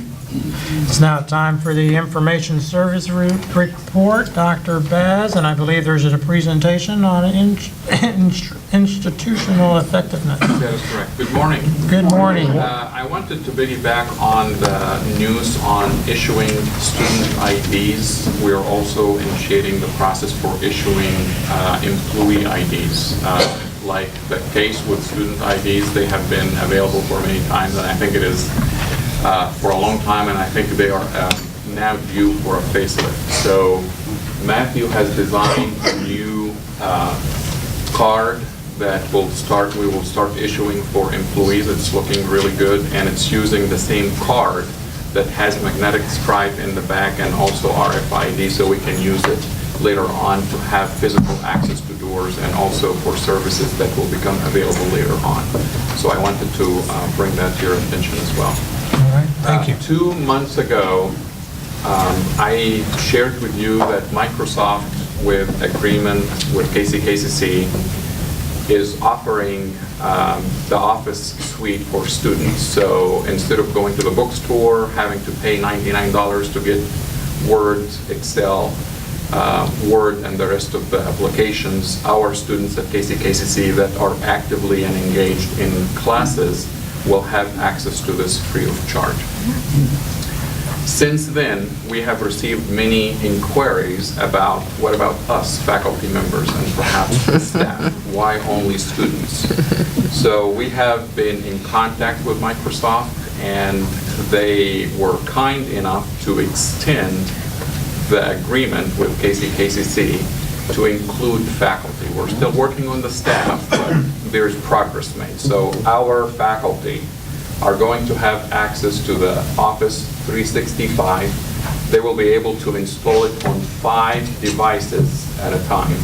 So if you have 6 devices, and believe it or not, I know some of you do, you will have to deactivate one and install it on the other, but you have a limit of 5 devices that you can install it on, and we're really excited for that. So Monday, an email will go out to faculty and staff, as well as students, to show them how to download it, and we already have some students that already downloaded it. It's exciting news. And now, institutional effectiveness. Institutional effectiveness is an area that could use some attention, I think, with HLC reports and putting a plan together for reporting and be cognizant of data as we are making decisions. Karen and her team have been working diligently with vendors to really make the data not only available when you request it, but all the time. So they have been in touch with Tableau. It is a dashboard vendor, and what we're trying to do is to make the data available publicly at the time that you need it, all the time, so you can actually deep dive and dissect and see the information when you need it, not when you need it, you ask for it, and by the time you receive it, it is a bit too late. So today I have Karen with me and her team. They are going to show us a quick demo for what these public dashboards can do, and I think you'll be excited to see what she has to show us. Karen? Thank you. Thank you for the opportunity this morning for us to come before the board to talk about institutional effectiveness and do a demo of the dashboard. As everybody knows, any opportunity that I get to talk about data and institutional effectiveness, I'm excited. So thank you for the opportunity. First of all, just a little bit about our team. We affectionately refer to ourselves as the cool nerds. And I don't normally like to talk about myself, but Baz made me put a slide in that talked a little bit about my experience in research and program evaluation. I was previously at Kansas City, Kansas Community College as the Director of Institutional Research, where I don't know if I was affectionately known as the crazy data integrity lady, because I'm passionate about the data that goes into the system has to be accurate in order for us to get data out of the system and be able to make sound decisions based on that data. And these two cool nerds really don't need much of an introduction because you guys already know him. This is Chris Day. He's a research analyst. He is our ad hoc reporter extraordinaire. I don't know if you guys are aware, but we get at least one ad hoc data request a day. So we average about 30 ad hoc data requests. Now, some of them are easy to turn around. Others take a little more time. And he's also known as the SQL King. And SQL is structured queried language, which is the code that we use to extract the data out of the system. And he's just an all-around nice person. This is Shazia Siddiqa. She's the other research analyst, and she's the iPads reporter extraordinaire. She's also the SQL queen, and she's an all-around nice person too. So I am very fortunate to have these two cool nerds on my team. What are iPads? iPads? Yeah. The integrated post-secondary educational data system. Easy for you to say. I'm glad you asked. It is a federal data reporting requirement, and we do how many a year? 18 submissions pretty much a year for iPads. So Chelsea is the one who pulls all that data and makes sure we're on time and it's accurate and we are in compliance with the federal requirement. So just briefly, with the transition from an institutional research office to an institutional effectiveness office, there are some fundamental changes and differences between how those departments operate. So this is the mission statement for the Institutional Effectiveness Office. And I'm not going to read it to you, but I do want to point out sort of the middle of it. Institutional effectiveness essentially lays the groundwork for a culture of data-driven decisions through the use of analytics, methodologically sound research projects, and so on and so forth. But that really is the point of institutional effectiveness, is to get data into the hands of people who can make those decisions. So that's how it's different. We like to, institutional research is a part of IE, but it's not all of IE. So we like to think, so with institutional effectiveness, you're also dealing with key performance indicators for each department. You're working with a strategic plan. We're working with assessment. We're already kind of going down that road to make sure that's more effective. In the internal review board. So we kind of, we were trying to think of how would you describe institutional effectiveness? And we think of it as institutional research kicked up a notch. So now I'm going to have Chris and Shazia go into a little more detail, and then we'll do the demo of Tableau. Again, good morning. I'm Chris Day again. And I would like to point out what we have here as key performance indicators, and some of you might know them as KPIs, KPI. And we currently track 6 areas so we can be in compliance with the KBOR Performance Agreement. That is the Kansas Board of Regents. And we usually do this annually, and we provide data to track the progress of how well we're doing at a given time. And then I'd like to also point out with the strategic plan, KPIs can be developed by using the strategic plan. And these KPIs are measurable over time, so we could provide accurate and timely feedback to all you stakeholders that may be interested. And when we do this, we'd also like to identify key areas of improvement and opportunities of where we can be successful and improve ourselves even more. I hope I go to the right slide here. Okay, as you may well know, that we work closely with the assessment committee, and later this afternoon we will be conducting table discussions with the faculty members right after this meeting. And I would just like to point out that these will provide feedback for the instructors to provide feedback on some reports that we'll be creating in Blackboard, and that they have already been created in Blackboard. And that will just allow them to see what's needed or what needs to be removed or what can be improved. And then also I'd like to point out we play another role in grant support. And then recently IE staff has collaborated with the CTE staff, and as Tiffany said this morning and Tom Grady said yesterday, we've been working on the ACU E-grant, the ACU grant, and I'll just point out again that was awarded, and we're happy that that was awarded to us. Thank you for your time. Good morning, everyone. Good morning. My name is Shazia Siddiqa, and I am the other research analyst at the Institution of Effectiveness. Thank you so much for the opportunity to showcase our skill sets and our responsibilities today. In this slide, I'm going to talk about like a few more important projects we work on. One is the Higher Learning Commission reporting, and the other is the Internal Review Board. For Higher Learning Commission, it is our view that institutional effectiveness will be heavily involved in most aspects of HLC reporting. For example, IE staff will be involved with the strategic plan, student assessment, and we will provide all the data required. One of the improvement areas identified in an HLC report was KCKCC's IRB process. IE office serves as a resource to IRB in terms of evaluating research proposals, providing data to support research projects, and monitoring all internal and external research activities taking place on campus. Okay, so on my next slide. So in a previous slide, as we showed that IR is a key function of institutional effectiveness. This slide will talk about the major IR projects.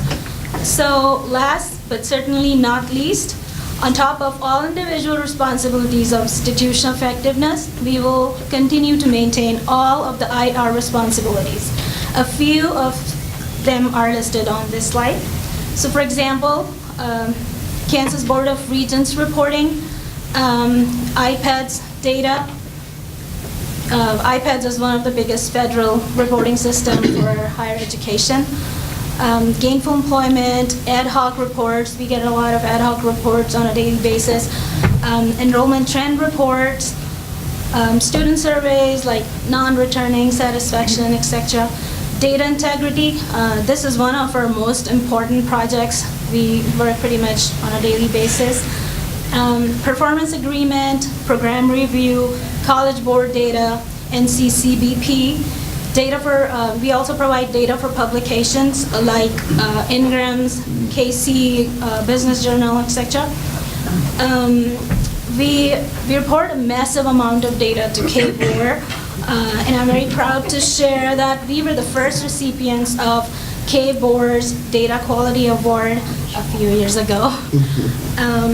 And as you can tell, we are definitely kicking it up a notch.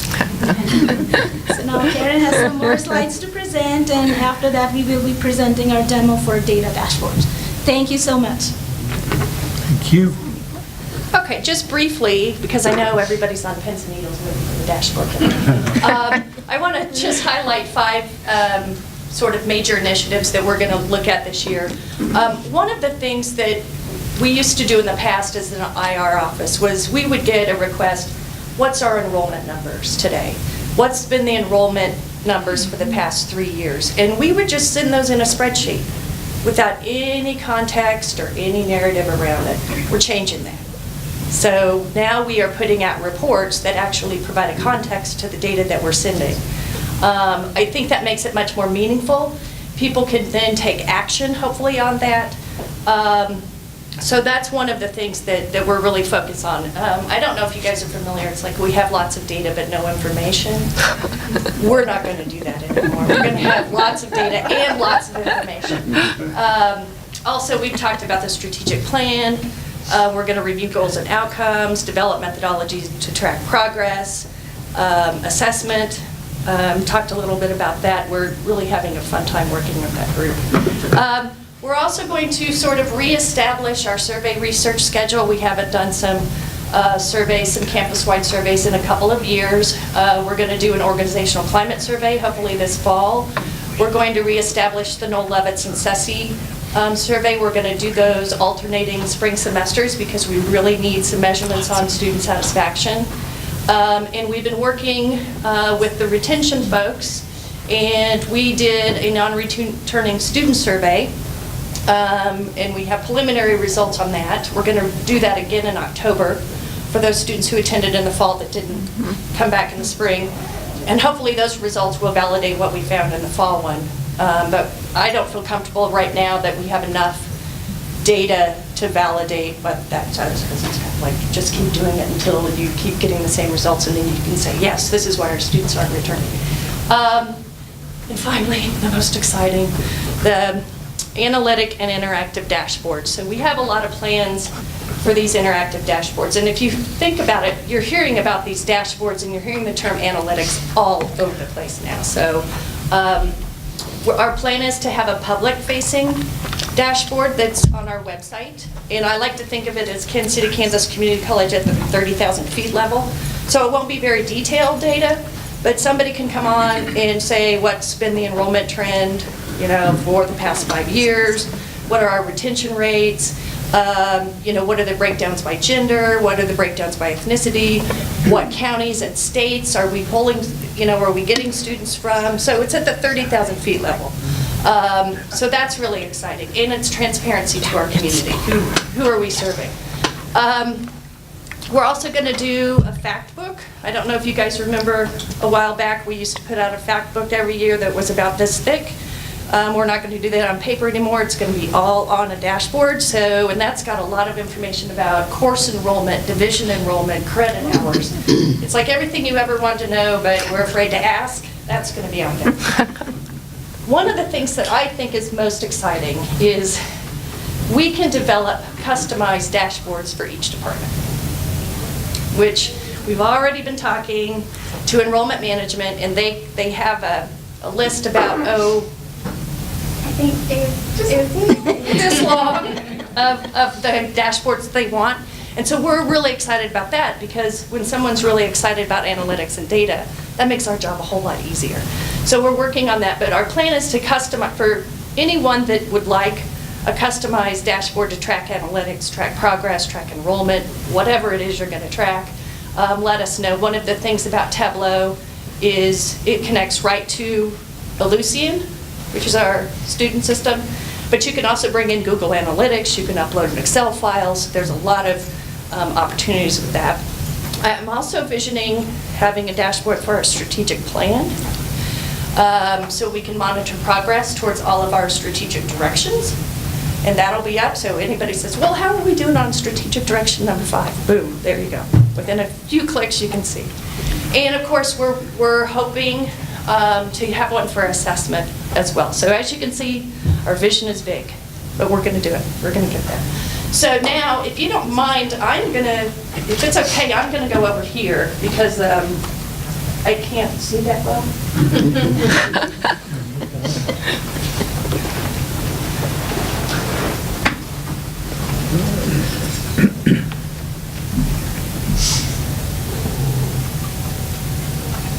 Is it in Chrome? Correct.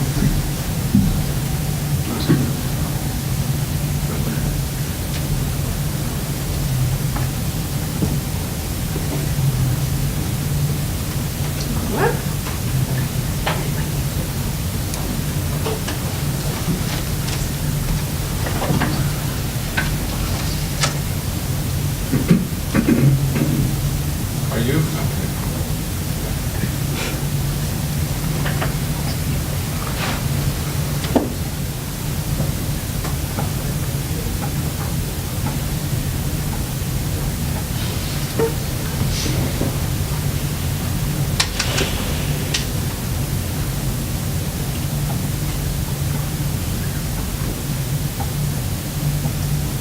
Okay. So this is Tableau, and we have a workbook. have a workbook, and I'm not going to show you all of the things, but I will show you.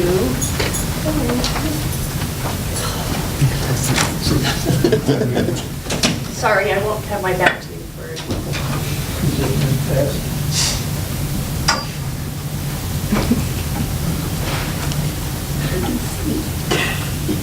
Okay, so just to give you a little bit of an overview of, sorry for my back. Here, I'm going to show you about 3 different things that we can do, but it's just the tip of the iceberg. It's just the tip of the iceberg of what we can do with this. So first of all, we have this. And as you can see, we have a map, which shows, I think we loaded like 6 semesters worth of data in here. So this map shows you the number of credit hours by state. And as you can see, Kansas is in the middle, and it's got the most amount. And you can hover. Do you want to hover? Yes. Thank you. You can hover over each state, and that'll show you the state and how many credit hours are coming from that state that's generated. Now, on this particular dashboard, you have filters on the side. So you can filter by term. You can filter by race or ethnicity, or you can filter by gender. And when you do that, you will see that these 2 automatically change based on that. Right. Now this map won't change because this map is not interacting with the filters. The filters are only interacting with these. Can you do the same thing with county maps? Or the county, the counties are county? Yeah, I've got county. Just a second. Trustee Daniel, just a second. The other cool thing about this, and this is where the interactivity comes in, is if you click here, double click on that, this map will change. So now it's only showing you the white students for 2017 spring and which states they come from. And you can do the same thing full and part-time. So it's very interactive and it's very user-friendly. Yes, and we've got the gender over here too. So, okay, so if we go back to KCKCC data, up here at the top. Okay, and can you click on this one? It's also got some really robust mapping capabilities. And here's the state of Kansas and our credit hours and enrollment by county. And you can take this out all the way to the United States, which I'm going to show you here in a second, which I think is really cool. But we can do this. I think it gives you an indication. We can also expand it into Missouri. I mean, we can do a lot of things to see where we're pulling students from. So I think this is going to be a good marketing piece. Okay. So if you go back to KCKCC data, and one of the things that really sold us on Tableau is Insight Story. So this is where it's really going to allow us to do some analytic-driven data decisions. So they have this feature, and it's called the Insight Story. That's kind of like storyboarding. But you can look at the data and then develop insights. So for example, Texas, Florida, and California are the top 3 non-bordering states regarding total credit hours. And there's a document, if you can scroll down over here.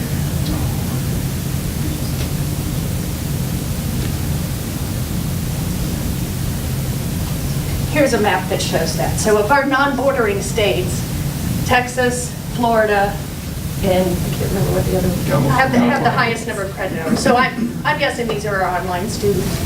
Okay, you can go back up. And here's the other really cool thing. Scroll down this one. If you hover over here, anybody have idea? Does anybody know that we have 26 credit hours from Puerto Rico? I wonder how many we have. Is Alaska on there? It used to be. We also have credit hours from Alaska, and who would have known, you know? So, I'm sorry, I just get excited. Okay, so then the next storyboard is, but with states that have more than 5 students, Arkansas and Texas lead for the highest average credit hours per student. And here's some demographic. The older students are, the more likely they are to be women. So as you can see, we're starting to put context to the data. This insight story is helping us put context to this data. So it's not just, I can just show you this graph with a bunch of numbers, but there's no context to it. So with knowing this, we can take some actionable steps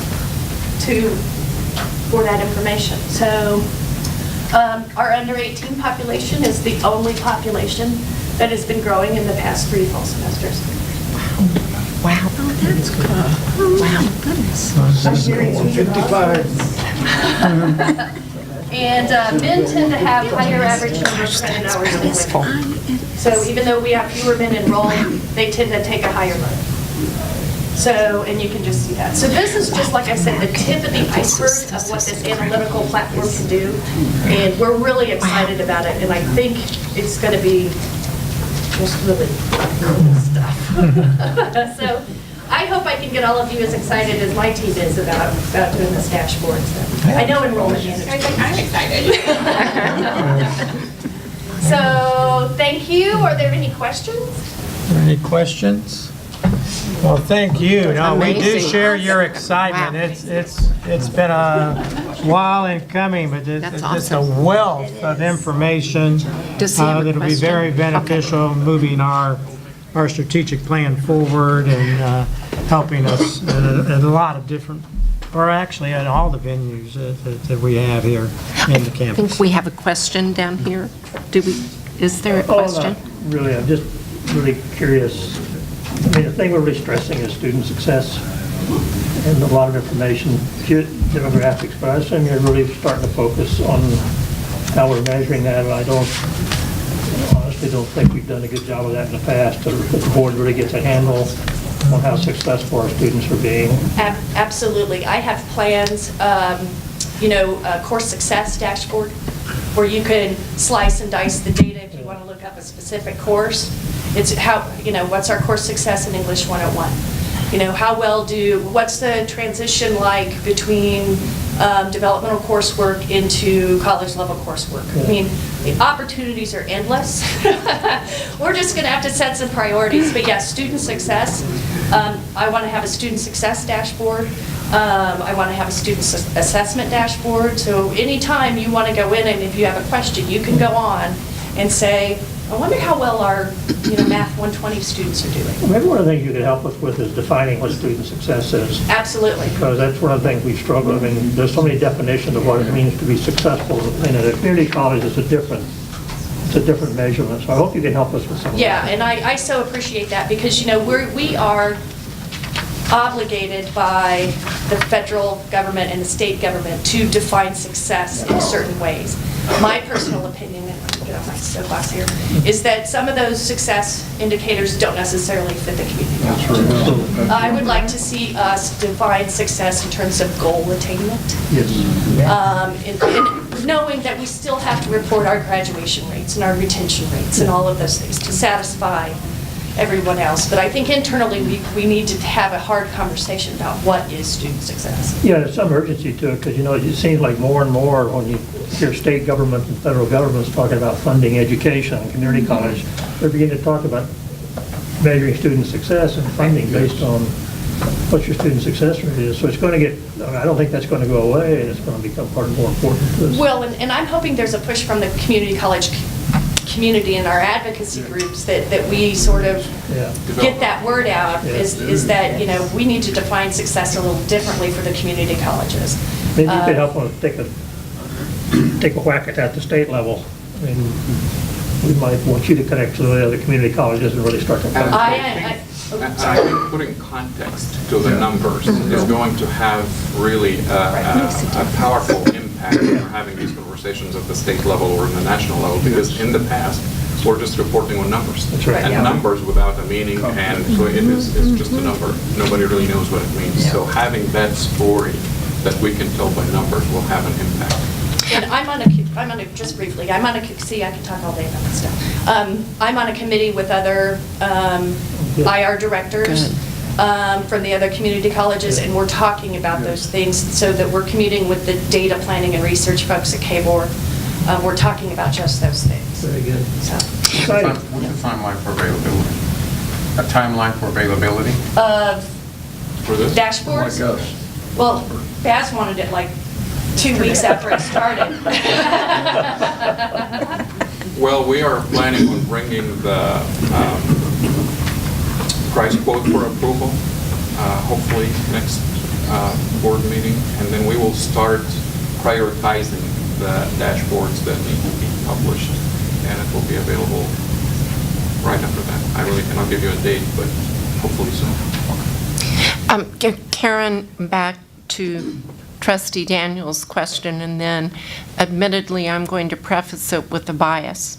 I am usually an incredibly optimistic person. I don't hold much hope we can change the iPad's dating structure, which, in my opinion, is woefully outdated and does not match the student profile, not just of the two-year colleges, but also four-year today. But we have an opportunity, I think, to shape good policy at the state level.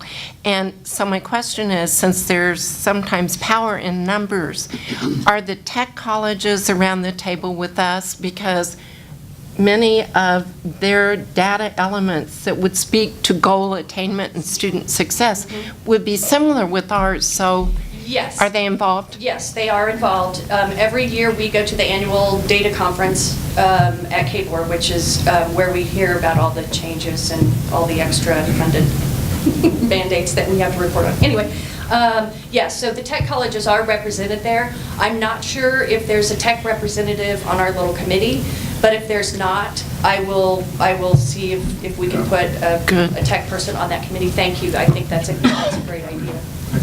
And I think it raises the importance of having the data from the tech to the academic side also integrated, because there has always been this, it is tech, it is academic. I think it needs to be a centralized system where you're actually reporting on the data as a collective whole rather than side.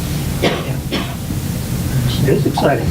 All right, yes. I'm so glad you're Thank you very much. Very nice report, very nice. That's it. Are there any questions for Dr. Bass? Hearing none, we'll move on to Finance and Administrative Services Report, pages 55 through 65 in your board packet.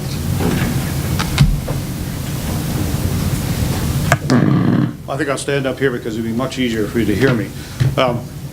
It's really exciting when I see those dashboards. Yeah, I was going to raise my hand and say, are the finance people involved? Yes. Are the business officers getting involved? Great. Of course. Because that's one of the things that we really desperately need here is a good way to take a look at finances on a dashboard basis, or just here's one page that's going to tell you pretty much where we're at.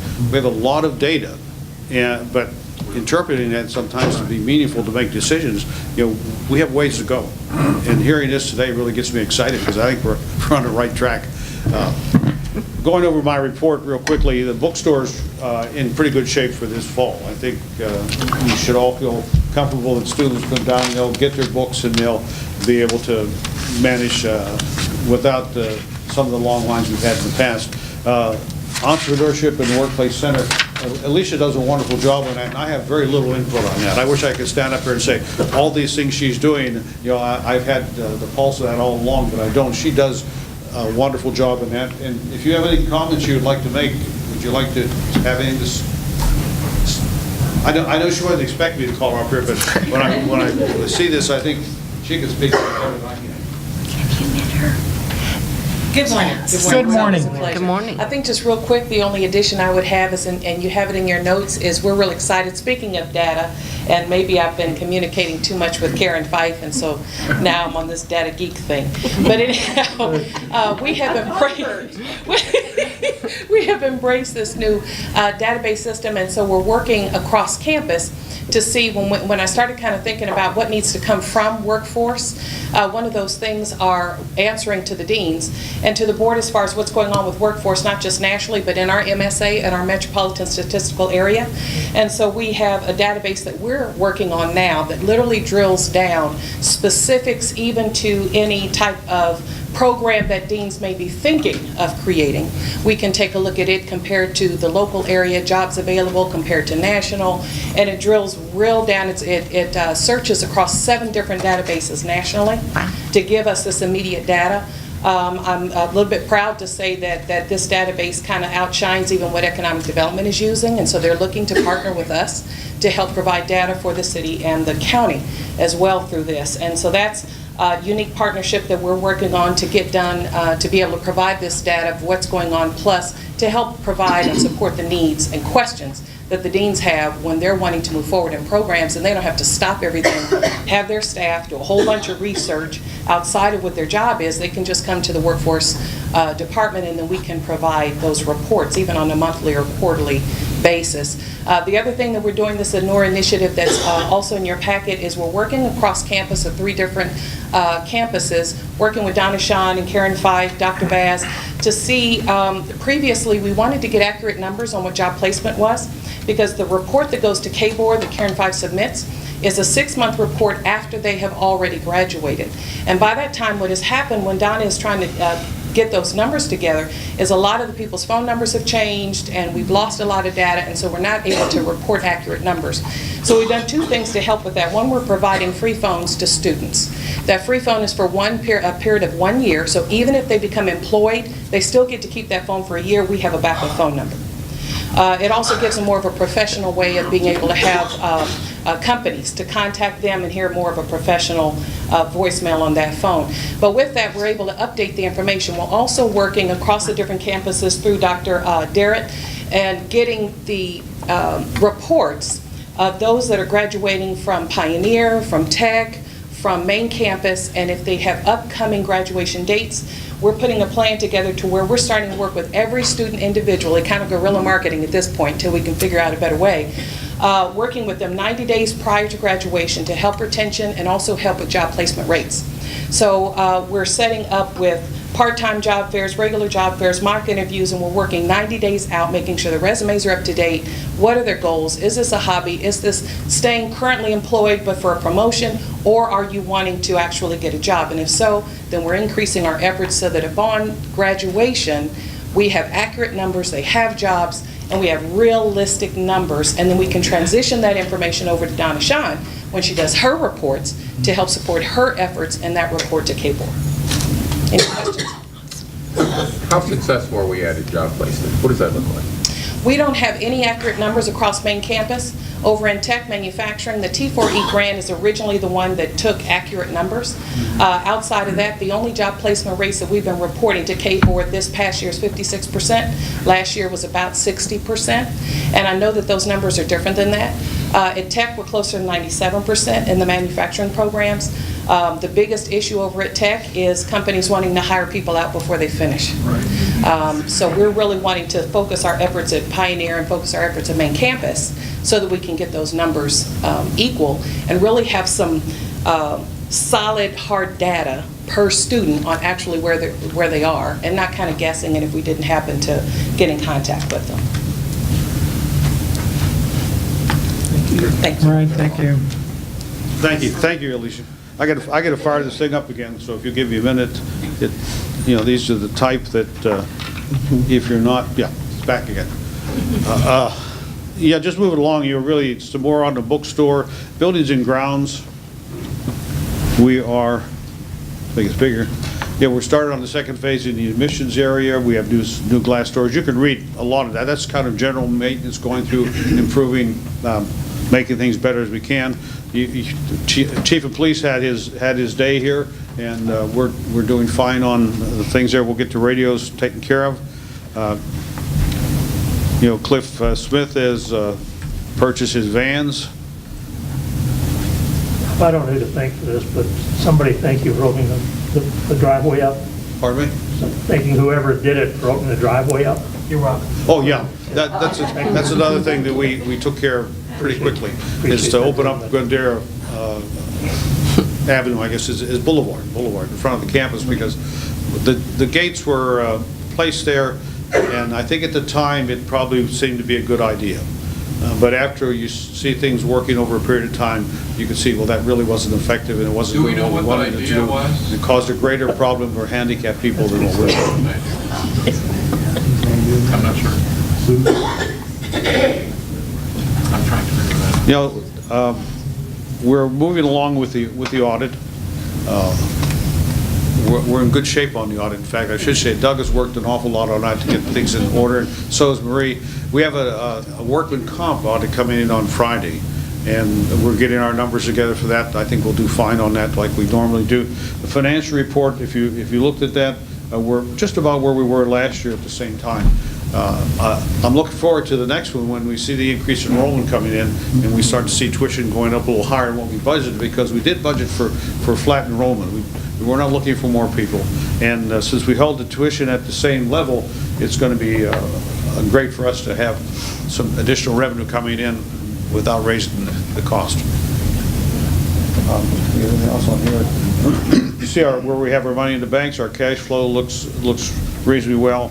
The Finance Committee has spent a lot of time on the capital outlay budget and talking about that, and that's I wouldn't say totally fluid, but things will change on that as money's available and as projects come in after we bid them out. If we find we save some money on some will cost a little more, but that's something we'll be working with on a regular basis.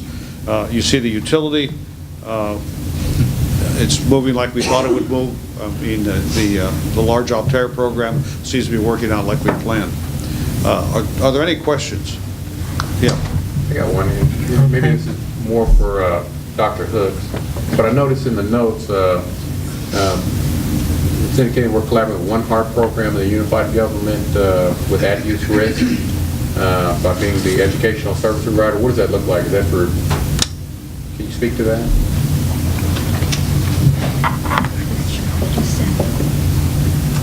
I'm sorry, could you repeat that? The collaboration with One Heart program in the unified government with at-use juveniles, youth, at-risk youth. Yes. Being the service provider. Yes, one of the things that we're looking as far as going outside of the walls, one of the things we're partnering with, the unified government has a program that they're taking at-risk youth, and actually they're partnering with somebody who's out of state. So we really believe that there needs to be somebody at the table who's local, that kind of knows about our youth and our at-risk youth. And we're partnering with them to offer additional services to help them integrate into college. So these are not people who are currently incarcerated. They are, you're going to have to help me out with the term, but it's similar to diversion, but they're not necessarily incarcerated. So they're in a protected site. So we either can offer classes on that site, or they, under supervision, will be bused up to the college. And these are youth that can take advantage of the SB 155 so that they can complete either they can come through GED ESL, or they can take the high school diploma program and then be dual enrolled. Or if they already have their high school diploma, then they still can be dual enrolled. But the whole purpose is we're taking a look at populations that are normally underserved to see how we can incorporate them in what the college is doing. And so that's unified government is working with them to put it together, and we'll be the service provider. So they're in some form of state protected custody. So it's a minimal, it's probably kind of like, as I understand it, a cross between diversion and probation. So it's not really diversion, but but they're not in jail. So I'll have to get some more information on exactly what that term Community is. supervision or house arrest probably. Yeah, right. Yeah. House arrest, but they're underserved because they can't go to school or maybe. And having a lot of them are dropouts or had life happen, and so we want to see if we can't turn that around. And what studies and research has shown is primarily those that tend to have more behavioral challenges are more kinesthetic learners, and so we feel that they're more apt to take advantage of our tech program and some of the hands-on learning, so we want to maximize that opportunity. I think that's awesome that the college is a part of that, at least giving young folks hope and an opportunity for success long-term, especially when you talk about being at risk, because, that just shows through the success of things like this that, these youth have the potential to be, productive citizens that could be, great employees, and it's great that our college is partnering with that, so great job on that. Yes, sir. Thank you. Yes. Any other questions? Motion to accept the Finance and Administrative Services report. So moved. Second. It's moved and seconded. Those in favor signify by saying aye. Aye. Those opposed, same sign. And the motion carries. Executive session to discuss non-elected personnel matters to protect the privacy interests of individuals to be discussed. Also for consultation with legal counsel on a matter protected by the attorney-client privilege with possible action to follow. Is there a motion to go into executive session? Let's try for 20 minutes. You think we're going to need more? How many? Well, give a number. A half hour at least. I make Okay. a motion for a minimum of 30 minutes, not to exceed 45 minutes. Okay. That way we don't have to come back Okay. out and go back. All right, 30 to 45 minutes. Is there a second? Second. All right, it's been moved and seconded. Those in favor signify by saying aye. Aye. Those opposed, same sign. And we will go into executive session in Mr. Chair, 5 minutes. We didn't, the committee report's not on the agenda, and I just want to mention that the policy committee did meet with Dr. Vietti on Thursdays to bring her up to speed and begin to look at the process moving forward. Okay, thank you. Mr. Chairman. Yeah. Okay. All right. I'm calling the Board of Trustees meeting back into order and calling for a motion to extend the executive session. Is there a motion? I make a motion to extend it for another 45 minutes. Okay, there's been a motion to extend the executive session for 45, up to 45 minutes? Up to 45 minutes. Is there? It'll probably take 15. There's a second? Second. It is moved and seconded. Those in favor of extending the executive session for up to 45 minutes signify by saying aye. Aye. Those opposed, same sign. And the motion carries. We're back in executive session. I call the regular Board of Trustees meeting for August 15th back into regular session. And I call for a motion in regards to the acting president's contract. I move approval of the contract for Dr. Jacqueline Vietti as prepared by the attorney.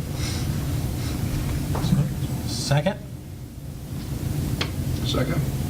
It's been moved and seconded to approve the employment contract between Jackie Vietti and Kansas City, Kansas Community College. Those in favor, please signify by saying aye. Aye.